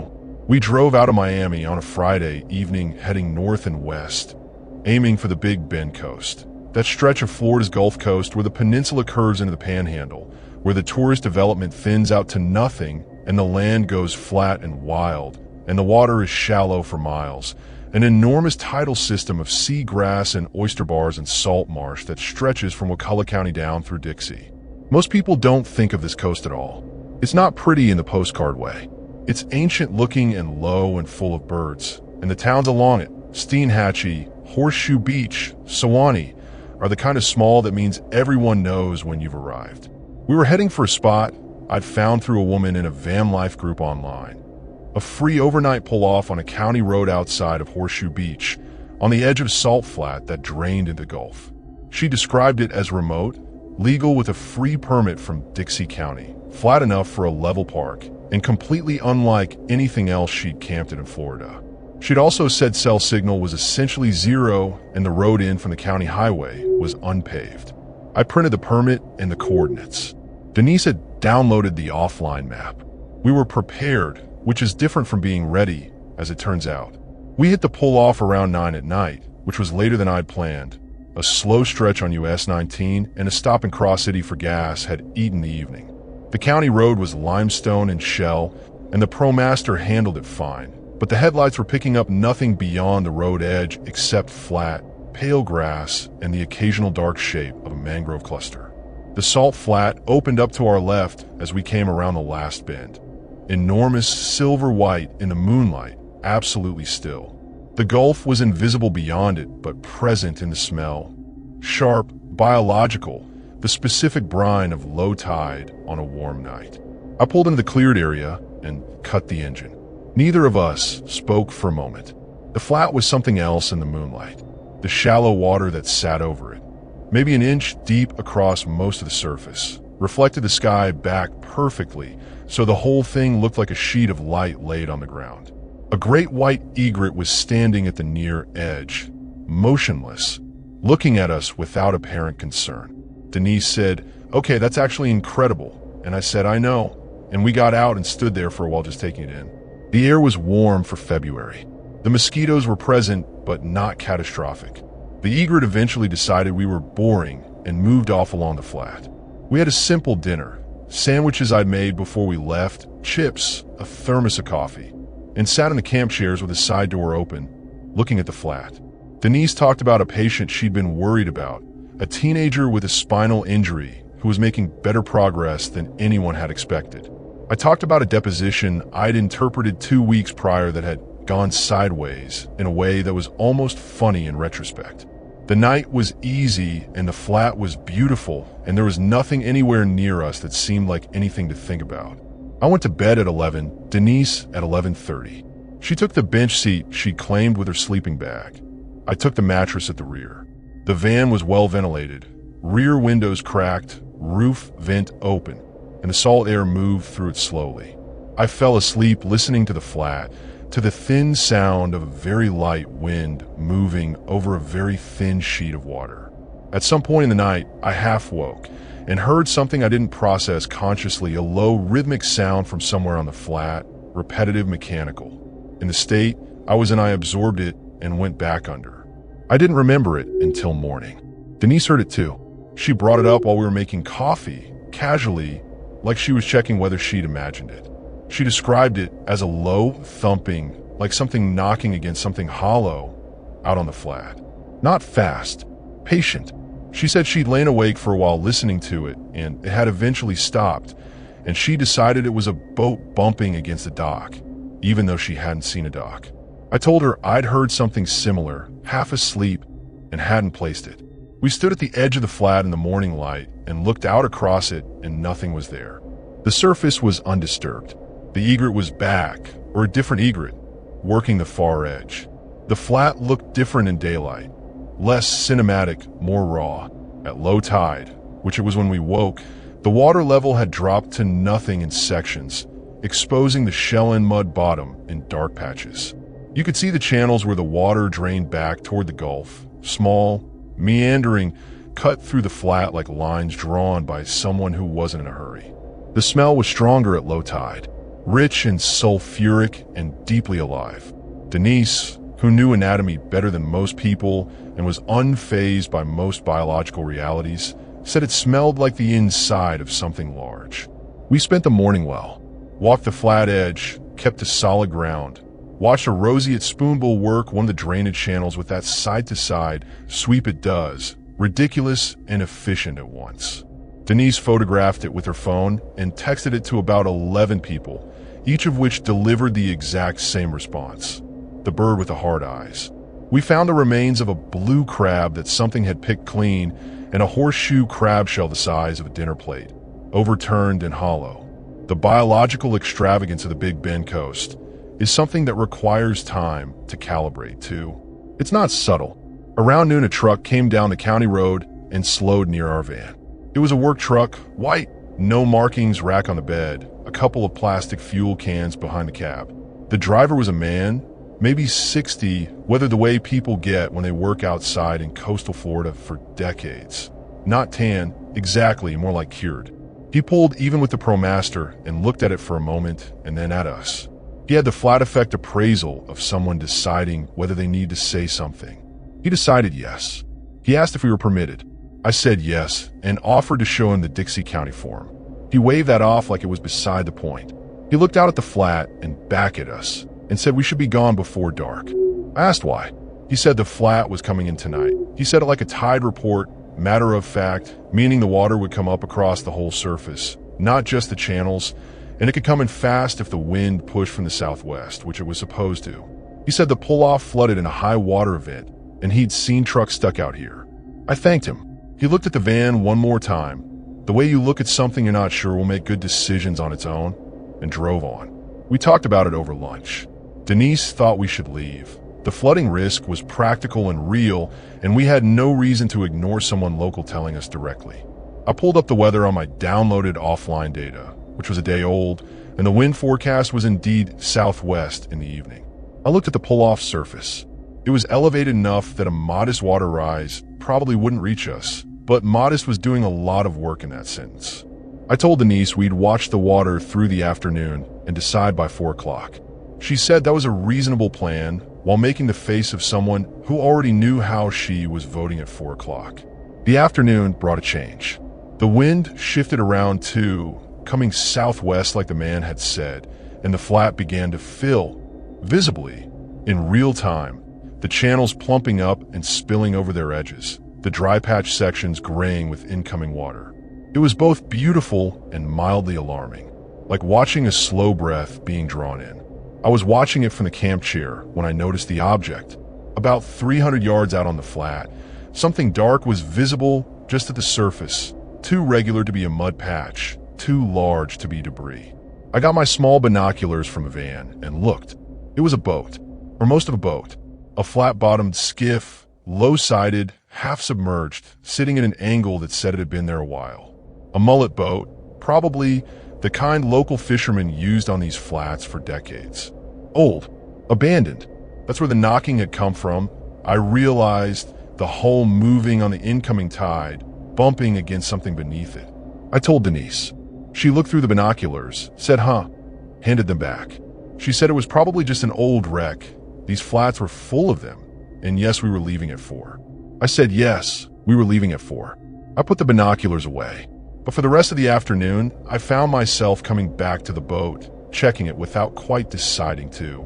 As the water rose, it shifted, and I noticed, eventually, that it was shifting not randomly with the current, but along a consistent line, toward the far southern edge of the flat, toward a thick mangrove stand that bordered the pull-off access. Consistent, unhurried movement, like a drift with direction. By 3:30 I was packed, and so was Denise, and I'd been packed for an hour by then if I was being honest about the timeline. The water in the lowest sections of the pull-off was an inch deep. Not dangerous, but present. The sky to the southwest had gone the color of a bruise. I started the ProMaster and Denise got in, and I pulled out onto the limestone road, and we drove east toward the county highway without discussing it further. I watched the flat in the driver's mirror as we went. The skiff was still there, smaller now with distance, still tracking south, moving in water that shouldn't have been moving it that direction. I've told this story a few times, and this is the part where people want me to say we should have left earlier. And sure, yes, clearly. But I want to explain something about how you process information when you're in a beautiful place with a good friend on a warm evening with no cell signal. You negotiate. You take the thing that doesn't fit and you find the housing for it that lets you stay comfortable. The boat, drifting against the current, is an old boat in a complex tidal system I didn't understand. There are channels under that flat, currents I couldn't see, hydraulics I hadn't mapped. That was probably true. And yet, we stopped at a gas station in Horseshoe Beach, the only one, a small operation attached to a bait shop that also sold Gatorade and live shrimp in a tank by the door. The woman behind the counter was maybe 55, dark hair, reading a paperback. I asked her about the flat we'd camped on, described the location. She nodded and said she knew it. I asked about the water rise, and she confirmed what the truck driver had said. The southwest wind pushed the flat in fast. It happened 4 or 5 times a winter, and yeah, people got stuck out there sometimes. I asked about the skiff. She put the paperback down. She said there were a couple of old boats out on that flat, had been for years. She said some of them belonged to a family. She used the word family with a particular weight, that had been net fishing those flats since before the net ban and hadn't fully made peace with the fact that they couldn't anymore. She said they still went out there sometimes. Not to fish, just to... She paused and used the phrase keep track. She said it twice, looking at me steadily. They like to keep track of who's out there. I let that sit for a moment. Then I asked what she meant by keeping track. She picked her paperback back up, not in a rude way, just in the way of someone who had said what they were going to say. She told us to have a good night and to stay on the main road after dark. Denise, beside me, had gone very still the way she did when she was assembling information quickly. We bought 2 Gatorades and got in the van and pulled out of the lot, and Denise said the boat wasn't drifting. Someone was moving it. I said I knew. She said, we left at the right time. I said I knew that too. We found a campground with hookups about 30 miles north, near Perry. Nothing scenic, the kind of place with gravel pads and a bathroom block and a vending machine that took cards. The neighbors on both sides were retirees in big Class A rigs with awning lights and satellite dishes. I parked between them and felt the particular safety of proximity, of being one van among many, in a lit place, with people 20 feet away on both sides who would hear anything that happened. Denise sat on the bed and was quiet for a while. I made dinner, rice and black beans from a can, nothing fancy, and we ate on the table and didn't talk about the flat until after dinner. What she said, over instant coffee at the table, was the thing I'd been circling. She said, the boat was pointed at the mangroves nearest the pull-off, and the mangroves were where the county road came out, and if someone was moving that boat by hand through shallow water, they were moving it toward the road. Toward us. At low tide, the flat was walkable across most of its surface, shin-deep water, firm bottom. You could move through it quietly. At night, with no moon, you'd be invisible until you were close. She said this without apparent fear, just laying it out the way she laid out a treatment plan. Factual. Timed.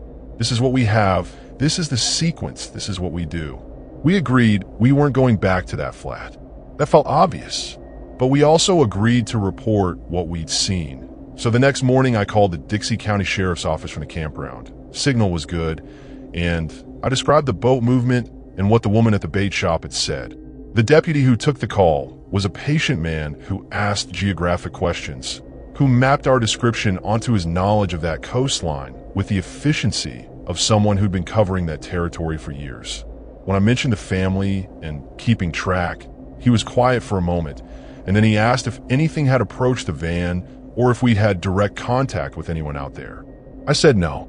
He said that was good. He said he knew the area we were describing and that there had been complaints from other campers in the last year. Vague complaints, nothing actionable so far.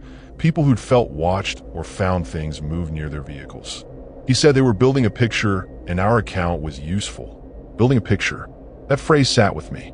It meant the picture wasn't finished. It meant there was a before and an after to what they were documenting, and we'd been in the middle of it without knowing the edges.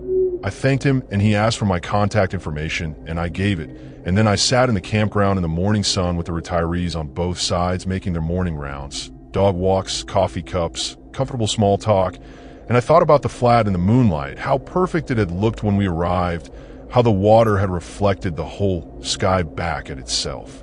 How we'd stood there and said, this is incredible, and meant it completely. Denise had 4 days left of her vacation, and she decided, with the pragmatism that defines her, to use them well. She wasn't traumatized. That's not who she is. She was recalibrated. There's a difference, and it's an important one. We drove up to St. Mark's National Wildlife Refuge the next day and spent 4 hours walking the dike trails through the salt marsh, watching the raptors work the edges and a pod of bottlenose dolphins rolling through the channel. Denise photographed the dolphins with the same enthusiasm she'd brought to the spoonbill. The hard eyes responses came in at the same rate. This is the thing about Denise. She has a proportionate relationship with experience and ability to set down one thing and pick up another without the first one contaminating the second. I admire it unreservedly. But that night, back in the campground south of Perry, I lay awake longer than I wanted to. The flat kept coming back. Not as a nightmare, nothing that's cinematic, just as a thing my brain kept picking up and turning over. The knocking sound I'd heard half asleep and not processed. The boat against the tide.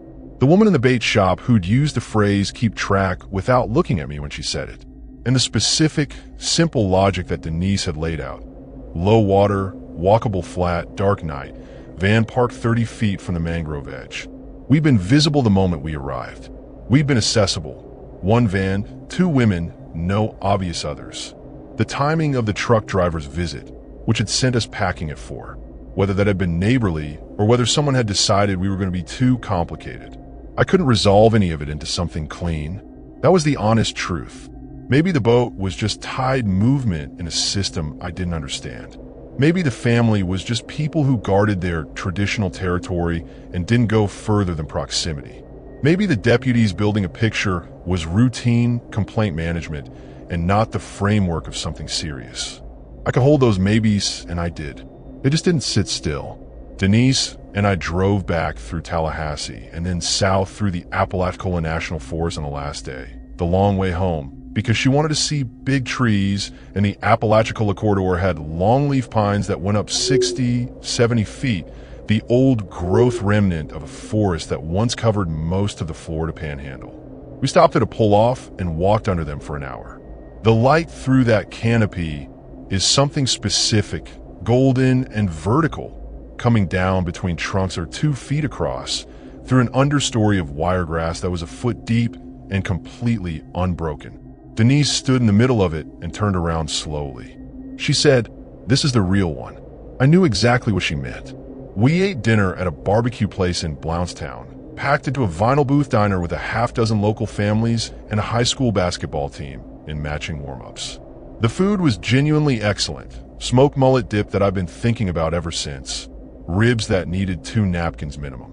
The noise of the place was a specific comfort.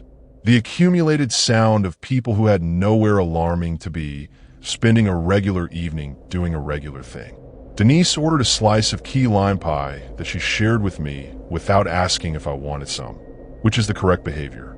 We drove south toward Fort Lauderdale after dinner, and she slept most of the way, and I drove through the interior of Florida in the dark, the long, flat dark of Glades and Hendry counties, the sugarcane fields and cattle land, and the sky enormous overhead, and felt the trip settle into me in layers.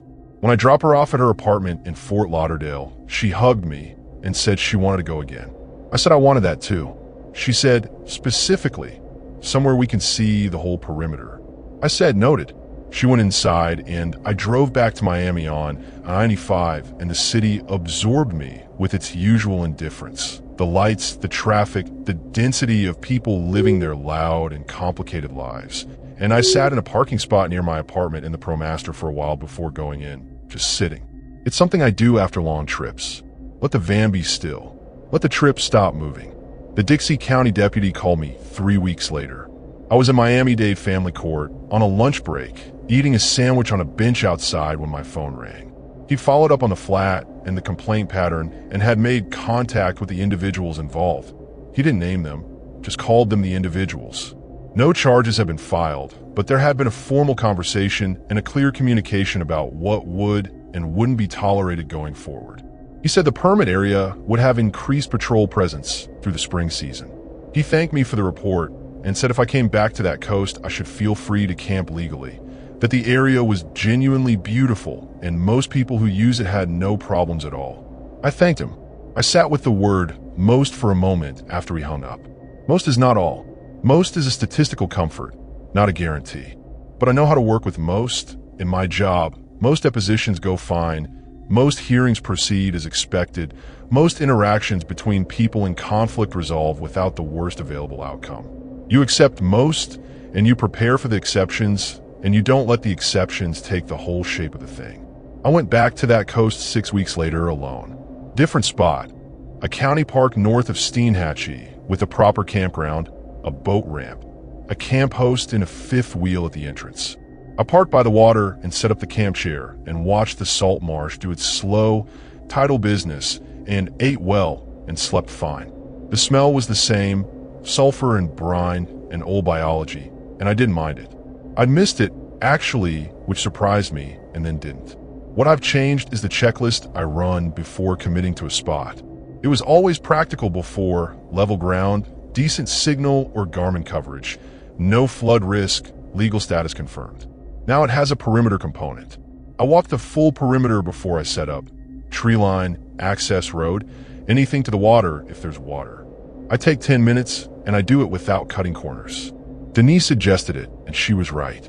It's not much, it's 10 minutes, but it's 10 minutes in which you're paying attention before you've made yourself comfortable, before you've started the stove and poured the wine and let your guard settle into the evening. You look at the place as a place before you let it become home for the night. I talked to my mother last month and she asked how the van was going, and I told her it was going well. She asked if anything had happened and I said nothing I couldn't handle, which was honest in the way that selective truth is honest. She said she worried about me out there alone. I told her I traveled with good people when I could, and that I was careful when I couldn't, and that most of what she imagined out there was not what was actually there. She said, but some of it is. I said, yes, Mommy, some of it is. And then I told her about the spoonbill and the dolphins and the longleaf pine cathedral in the Apalachicola. And she said that did sound like something, and I said it was. I promise it really was. The salt flat is still out there, filling and draining with the southwest wind. The old skiff is probably still anchored in whatever way it's anchored, sitting low in the water, doing whatever it does between our visits. The Big Bend coast goes on being itself, enormous, indifferent, full of birds and channels, and the specific old silence of a coastline that never got famous. I'll go back. I know which spots I'll use, and which ones I'll drive past, and which ones I'll stop to look at from the road without committing. That's the line I've drawn, and I'll keep drawing it, and the coast will keep being what it is. We've reached a reasonable arrangement, that coast and me. I trust it about as far as I can see it, and I check what I can't see, and I keep moving.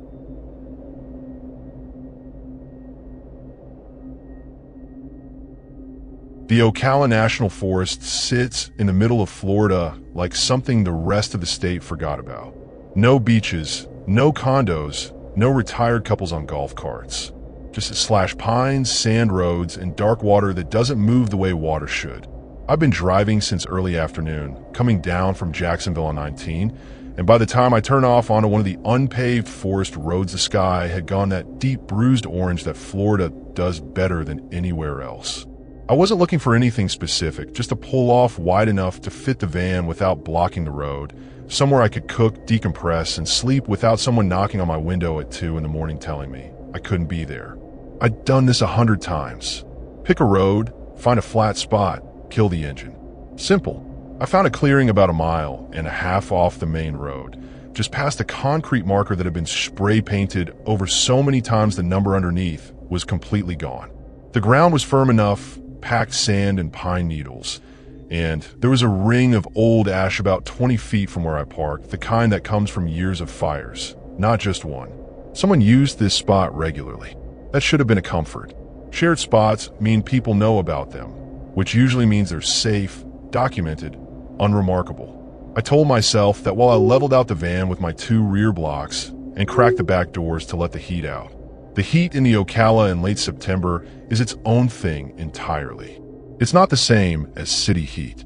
It's wet and heavy, and it smells like roots and standing water and something faintly sweet underneath all of it that I could never quite name. I've been in Florida long enough to stop fighting it, so I just changed into shorts, set up my little folding table outside the side door, and started on dinner. I had a bag of dried pasta, a can of crushed tomatoes, some garlic I'd bought at a roadside stand outside Palatka. Nothing fancy. The propane burner clicked 3 times before it caught, which it always does, and I stood there stirring tomatoes into a pan while the forest went quiet the way forests do around dusk. All the daytime birds shutting off at once like someone hit switch. I've been coming to the Ocala on and off for about 8 months. There's something about it that doesn't let you go completely. The springs, mostly. Alexander, Juniper, Silver Glen. Water, so clear and cold it feels like a mistake, like it shouldn't exist in the middle of all that heat and sand. I'd spent 2 days at Juniper Springs the week before, swimming in the run, watching turtles pile on top of each other on cypress logs. But this spot was different. I'd found it by accident 3 months ago, following a sand road that wasn't on any of my apps, and I'd come back twice since then. It was quiet in a way that felt earned, not empty. There's a difference. Empty quiet makes you anxious. Earned quiet makes you feel like you paid for something valuable. I ate dinner sitting on my camp chair, watching the last light go out of the sky. A barred owl started up somewhere behind the van. The classic "who cooks for you" call, which I'd learned to love because it meant the night was settling improperly. I scrolled through downloaded episodes of a cooking competition show on my phone for about 40 minutes, then gave up because the battery was sitting at 19% and I'd left my solar panel folded up inside. I'd charge it in the morning. I washed my pan with a half cup of water and a paper towel, the way you do when you're trying not to attract things, stowed everything in the side bin, and climbed into the back of the van. The van's layout is nothing elaborate. A platform bed along the right side, storage underneath.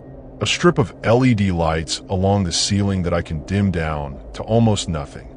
A small shelf with a few paperbacks, a headlamp, my folding knife, a little hand crank weather radio I almost never used. The left side had cabinets for food and gear, and behind the driver's seat, I'd mounted a small fire extinguisher that my mother had insisted on and that I'd never once thought about since. I pulled the back doors mostly shut, not latched, just resting because the temperature was dropping and I wanted the air moving without the bugs coming in. I'd hung a magnetic screen over the gap, fine mesh, which worked maybe 60% of the time. I read for a while, a dog-eared copy of Blood Meridian that I'd been working through for 3 months because McCarthy requires a certain kind of energy I didn't always have at the end of a driving day. I got through maybe 12 pages before my eyes started losing the words, and I set it face down on my chest and just lay there listening. The owl had moved off. There was a frog somewhere nearby, a pig frog, low and repetitive, the kind of call that blends into the background fast. The pines move a little in a breeze I couldn't feel from inside. Everything was exactly what it should be. That's the thing about nights like that. They feel so correct, so calibrated.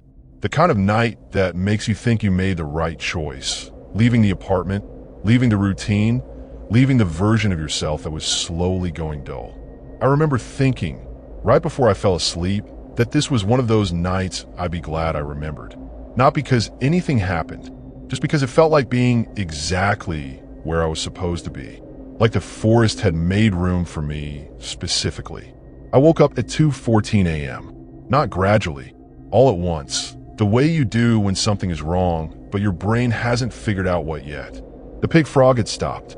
That was the first thing I noticed, not a sound I heard, but a sound that was gone. The second thing I noticed was that the magnetic screen over the back doors was pushed inward slightly, like something was pressing against it from outside. Not moving, just resting there, against the mesh with a weight behind it. I didn't move. That's the honest truth. I just lay there with Blood Meridian still resting on my chest, staring at the ceiling, listening to absolutely nothing. The screen was still bowed inward. Not dramatically, not like something was forcing its way through. Just a gentle, steady pressure, like someone had placed a hand flat against it and left it there. I watched it for probably 30 seconds before I reached over and wrapped my fingers around the headlamp without turning it on. My hand was steady. I remember being mildly proud of that, which is a strange thing to be proud of at 2 a.m. in the middle of the Ocala with something pressing against your back door. Then the pressure released. The screen went flat again and the back doors shifted slightly on their hinges, that tiny metallic tick of movement, and then nothing. I counted to 10, then 20. The pig frog did not start back up. Whatever had silenced, it was apparently still out there, still close enough that the frog had made the reasonable decision to keep its mouth shut. I respected that. I was also doing exactly the same thing. I turned the headlamp on low and swept it once across the interior of the van, which told me nothing useful except that I was alone inside, which I already knew. Then I got up very slowly and crouched near the back doors. I put my eye to the gap between the doors, maybe a half-inch of darkness, and looked out. The clearing was lit just barely by a quarter moon coming through the pines. I could see the outline of my folding table, still set up from dinner, and the pale circle of the old fire ring about 20 feet out. The sand between the van and the tree line was empty. Whatever had been at the door was either gone or standing somewhere I couldn't see from that angle, and both of those options were only mildly different from each other. I stayed crouched there for a long time, long enough that my calves started burning and I had to shift my weight to keep from falling over. Nothing came back to the door. I eventually climbed into the driver's seat. Not to drive anywhere. The road in was 1.5 miles of dark sand, and I wasn't going to do that half asleep on zero coffee, but because the driver's seat felt more like a decision point. Like sitting there meant I could leave if I needed to, even if I wasn't leaving yet. I locked both front doors, which I hadn't bothered doing before bed, and sat there with my headlamp on my lap and the engine key in my hand. Not in the ignition, just in my hand, warm from my palm. Outside, the clearing was still. The pines moved a little. An armadillo shuffled out of the tree line on the left side, rooted around near the fire ring for a few seconds, and waddled back into the dark. I exhaled for the first time in what felt like several minutes. Armadillos are clumsy, solid little animals. They bump into things. They press against surfaces. I'd had one walk directly into my van tire before, thump against it, and keep going like nothing happened. Standing there in the driver's seat, replaying the shape of that bowed screen, I gave the armadillo maybe 40% odds. Not because I fully believed it, but because 40% was enough to let me function. I climbed back into bed, pulled the rear doors fully shut this time and latched them, and lay back down on top of the sleeping bag because the temperature had barely dropped. I didn't read. I just stared at the ceiling LEDs on their lowest setting and waited for sleep to come back around. It took about an hour. When I woke again, it was 6:40 and the van was already warming up from the sun hitting the roof. The birds were going full volume, blue jays mostly, and a red-bellied woodpecker hammering somewhere close. I unlocked the back doors and pushed them open, and the clearing was bright and ordinary and covered in long morning shadows. My folding table was where I'd left it. The fire ring looked the same. The sand around the van showed my own footprint from the night before in the small, wandering tracks of the armadillo I'd seen. I crouched down and looked at the area right behind the van, where something had pressed against the screen. The sand was scuffed, not a clear print. More like something had been standing in place and shifting its weight, the way you do when you're waiting. The scuff was wide, wider than the armadillo tracks, wider than my own boot prints.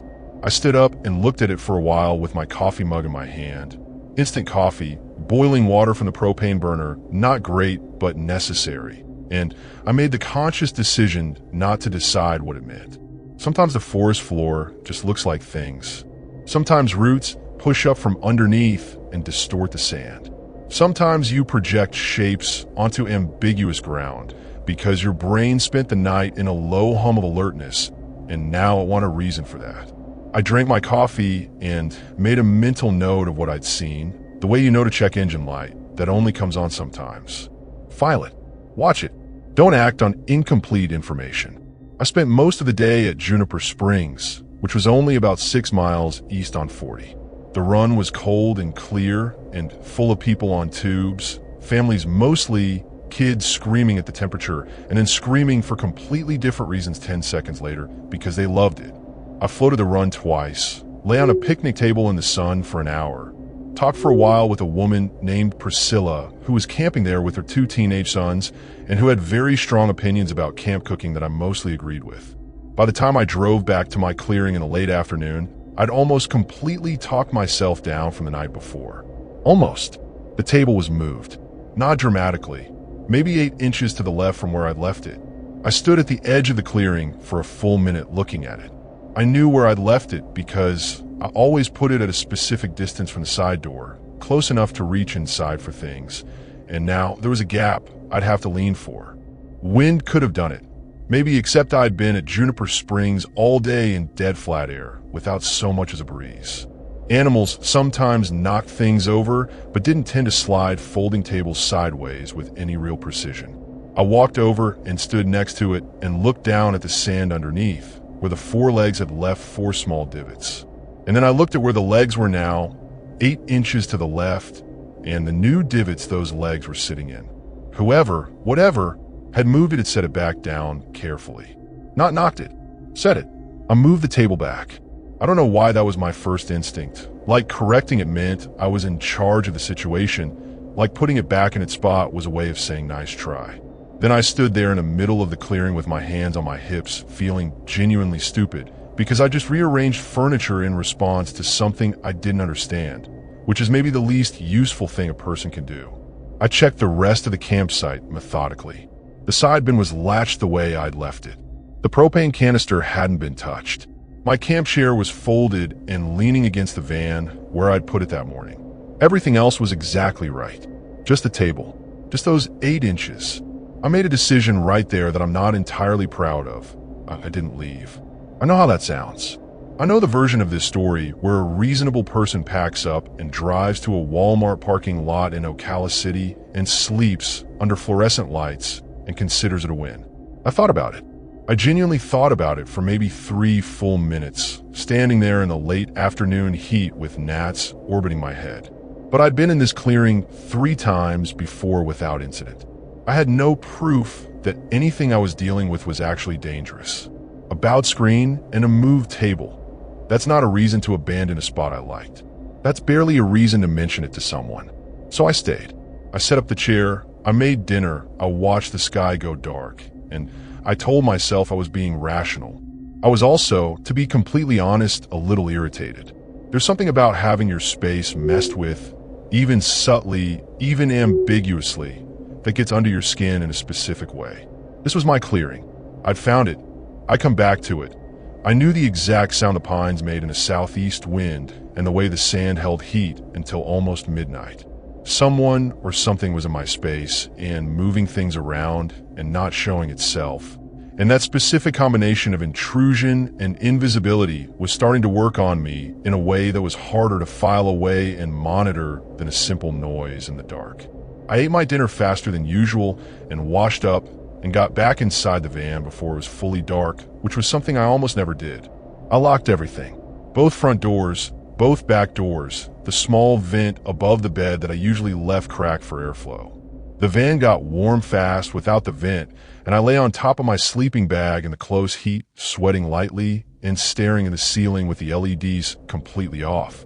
I propped my phone against a shelf where it could see the back doors. Not recording, just facing that direction, because having eyes somewhere helped even when those eyes were just a black screen. I kept the folding knife open on the platform next to me, which I'd never done before. I want to be clear that I'm not someone who reaches for a knife quickly. I grew up in a small town in western North Carolina, and I've been living alone on the road for 2 years. I'm not dramatic about risk, but I also wasn't going to lie there with my hands empty if the doors came open. Around midnight, I heard something that I still can't fully explain. It wasn't at the door this time. It was at the driver's side window, the small fixed pane of glass just behind the driver's seat, about 3 feet from where I was lying. A sound like a fingernail being drawn slowly across the outside of the glass. Not a scratch, more like someone testing the surface. Deliberate, slow. It went from one edge of the pane to the other, maybe 4 inches of travel, and then stopped. I was sitting up before it finished. I had the headlamp in my fist and the knife in the other hand, and my heart was doing something I could feel in my jaw. I did not turn on the headlamp. I sat in the dark, and I breathed through my nose, and I waited. Nothing followed the sound.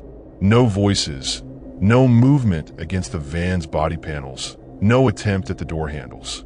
Just that one slow drag across the glass, and then the same deep silence as before, the kind without frogs or owls or any of the sounds that are supposed to fill a forest night. I eventually low-crawled to the front and looked through the driver's side window. The clearing was dark and still. The moon had moved behind cloud cover, and I could barely make out the tree line. I couldn't see anyone. I turned on the headlamp and pressed it flat against the window glass, so the beam went outside rather than reflecting back at me, which is a trick that actually works, and swept it as far as I could. Pines. Sand, the fire ring, nothing standing, nothing moving. In the morning, I found 3 things. First, a dead catfish on my folding table. A channel cat, maybe 14 inches long, completely intact, laid out straight with its barbels flat. No water nearby. The nearest water was a small lake I'd spotted on the map about 3/4 of a mile east through the trees, a place called Grassy Lake, though I'd never walked to it. Second, the table had been moved again, back to the position I'd found it in the previous evening, those same 8 inches left of where I kept it. Third, and this is the one that made the coffee go cold in my hand, in the sand on the driver's side of the van, directly below the fixed window I'd heard the sound at, there were no footprints. The sand was perfectly smooth, not scuffed, not swept, smooth, like it had been carefully flattened. Every grain pressed flat by something I couldn't picture clearly and didn't want to. I picked up the catfish with a paper towel and put it in a garbage bag and drove it out to the Forest Road dumpster 6 miles away because I didn't want it near the van. On the way back, I drove slowly with the window down, watching the tree line on both sides of the road. There were no other vehicles, no camps visible from the road, no signs of anyone. I passed the concrete marker with its layers of spray paint and pulled back into the clearing and sat with the engine running for a minute before I turned it off. I called my friend Gemma back in Asheville, not to tell her everything, just to hear her voice, and she picked up on the 3rd ring and complained for 15 minutes about her landlord, and I listened to every word of it with genuine gratitude. When I got off the phone, I noticed that during the 22 minutes I'd been parked there with the engine running and talking to Gemma, someone had stacked 3 pine cones in a small pyramid on the hood of my van. I was sitting in the driver's seat. I'd been looking out the windshield the entire time. I had not seen anyone approach the van. I had not heard anything on the hood, but there they were, 3 pine cones, stacked with the points down for stability, right in the center of the hood where I couldn't possibly miss them. Like a message from someone who wanted me to know they were better at being invisible than I was at watching. I sat with those 3 pine cones on my hood for a long time. Not because I was paralyzed, I want to make that clear, but because something had shifted and I needed a second to feel the full weight of it before I decided what to do with it. This wasn't a moved table anymore. This wasn't ambiguous sand.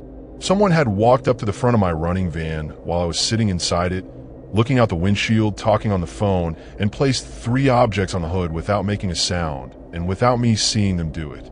That requires a specific kind of skill. The casual practice kind. The kind you don't develop by accident. I drove out. Finally, for real this time. I wasn't proud, wasn't stubborn, just done. I pulled my 2 rear blocks, folded the table in under 30 seconds, threw the chair in the back without folding it properly, and reversed out of that clearing at a speed that was probably not great for my undercarriage on the packed sand road. I got to the main forest road and turned north on 19 and drove until I hit a gas station in Salt Springs where there were 4 other cars in the lot and a man in an orange vest pressure washing the concrete apron out front. I parked under the lights and sat there. It was just past noon. The pressure washer was incredibly loud and I could have kissed that man for it. I bought a large coffee and a bag of boiled peanuts from the woman behind the counter whose name tag said Verline, and I sat at the single plastic table by the window and ate peanuts one at a time and thought carefully about what I actually knew. Someone had been watching my campsite. They were good enough at moving through the forest to approach a running vehicle without being seen or heard. They left objects, a dead fish, pine cones, in deliberate, visible places. They moved my table repeatedly. They dragged something across my window glass in the middle of the night. None of those things were violent. Every single one of them was a message. And the message, laid out plainly, was, I can get to you whenever I want and you don't know what I look like. Verline refilled my coffee without me asking and said the boiled peanuts were Cajun style today and had I tried the Cajun ones before. I said I had, they were great. She said her husband made them and he put too much cayenne in the last batch and she told him, but he didn't listen, which was consistent with his general approach to most things. I laughed at that. It was a real laugh, not a polite one, and it felt like breaking the surface of something. I stayed at that gas station for 2 hours. I used their bathroom, charged my phone off the outlet behind the condiment counter that Verline pointed me to without being asked, and watched pickup trucks come and go on 19 while the light changed quality from midday flat to late afternoon gold. When I left, I drove south, away from the forest, and found a campsite at Ocala's Silver River State Park, a proper campground with neighbors and a host, and a bathroom facility with motion sensor lights. I paid the fee, backed into my assigned spot between a travel trailer with a Tennessee plate and a young couple in a Sprinter van who were cooking something on a 2-burner stove outside and nodded at me when I pulled in. Normal people doing normal things. I set up in about 10 minutes and sat in my chair and let the ordinary sounds of a populated campground wash over me. Kids on bikes, a radio somewhere playing a country station, a dog barking twice and then being shushed. I ate crackers and peanut butter for dinner and went to bed early and slept without incident, which felt like a gift I hadn't earned. I should have stayed there. I want to go on record about that before I tell you what I did next. Silver River was fine. Silver River was good. Actually, the campground sat above the river, and in the morning you could hear the water moving, and there were limpkins calling the cypress trees, which is one of the best sounds in Florida. This long, wailing, prehistoric shriek that sounds like the world ending, but is actually just a bird that's annoyed about something.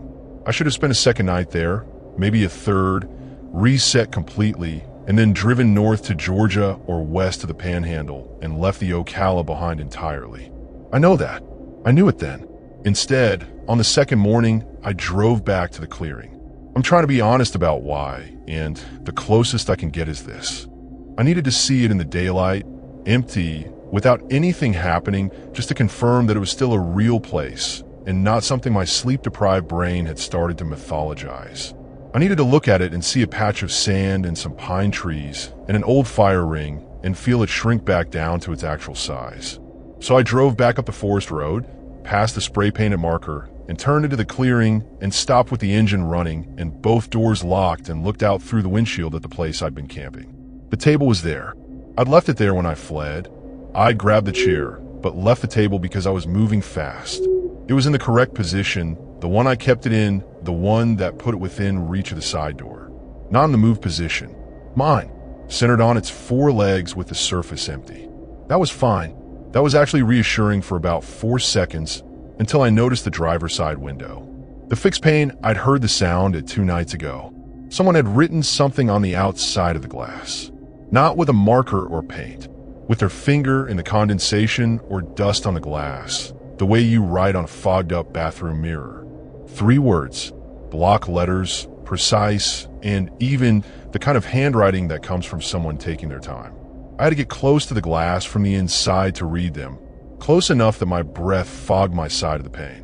It said, "You came back," and underneath that, in smaller letters, a single additional word that it took me a moment to process because my brain initially refused to accept what it was reading.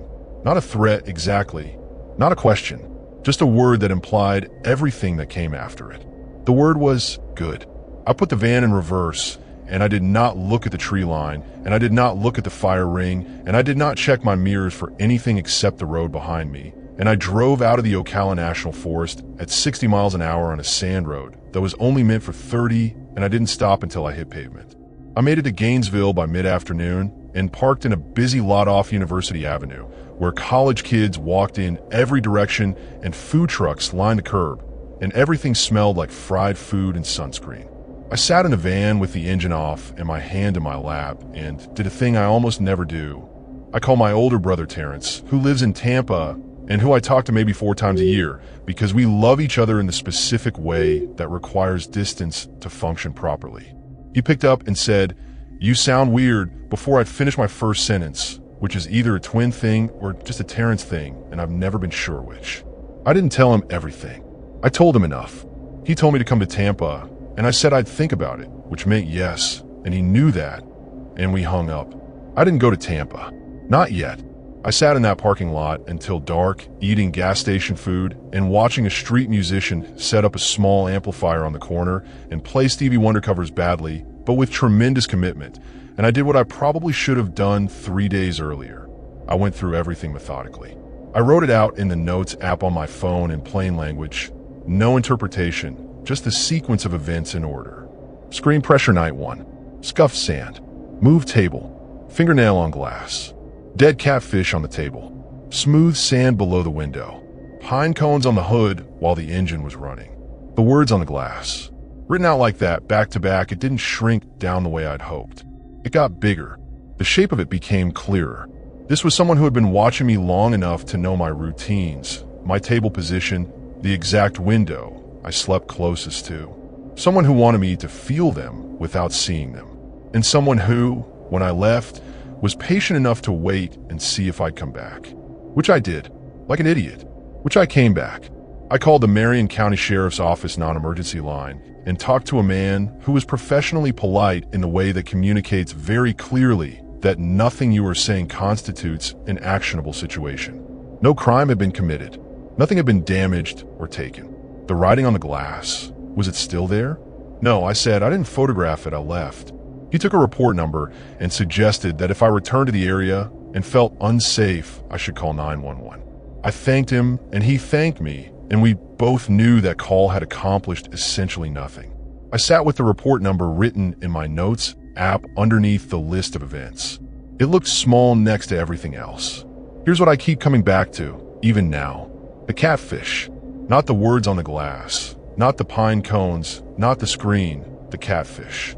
Because whoever left it on my table carried it 3/4 of a mile through dense forest from Grassy Lake. In the dark, almost certainly, which means they knew where the lake was, they knew what was in it, and they went and got something out of it specifically to put on my table. That's not impulsive. That's not someone wandering through the woods who stumbled on a van and got curious. That's someone who planned that particular gesture, who thought about what it would communicate. And what it communicated, I think, was simple. I know this land better than you do. I move through it without effort. I can bring you things from places you don't even know exist yet. On the 3rd night in Gainesville, I was parked on a quiet residential street near the university. Legal overnight parking, checked the signs twice, when I woke up at 3 a.m. to the sound of my weather radio turning on. The hand crank one on the shelf, the one I hadn't touched in weeks. It came on at full volume, static, and then the flat, automated NOAA voice reading a weather statement from Marion County, the county I'd left 2 days before. Severe thunderstorm watch. I lay there listening to the coordinates and the timestamps and the robotic cadence of the broadcast, and I told myself the power switch was faulty, that vibration from driving had knocked it into the on position, that there was a completely ordinary explanation. I reached up and turned it off. My hand was shaking, not from fear exactly, from a specific fatigue of 3 days of almost fear, the kind that doesn't peak and release, but just accumulates quietly until your hands shake turning off a weather radio at 3 a.m. on a street in Gainesville. I drove to Tampa the next morning. Terrence made me coffee and didn't ask too many questions and let me sleep on his couch for 4 days, which is exactly the right amount of time to feel human again.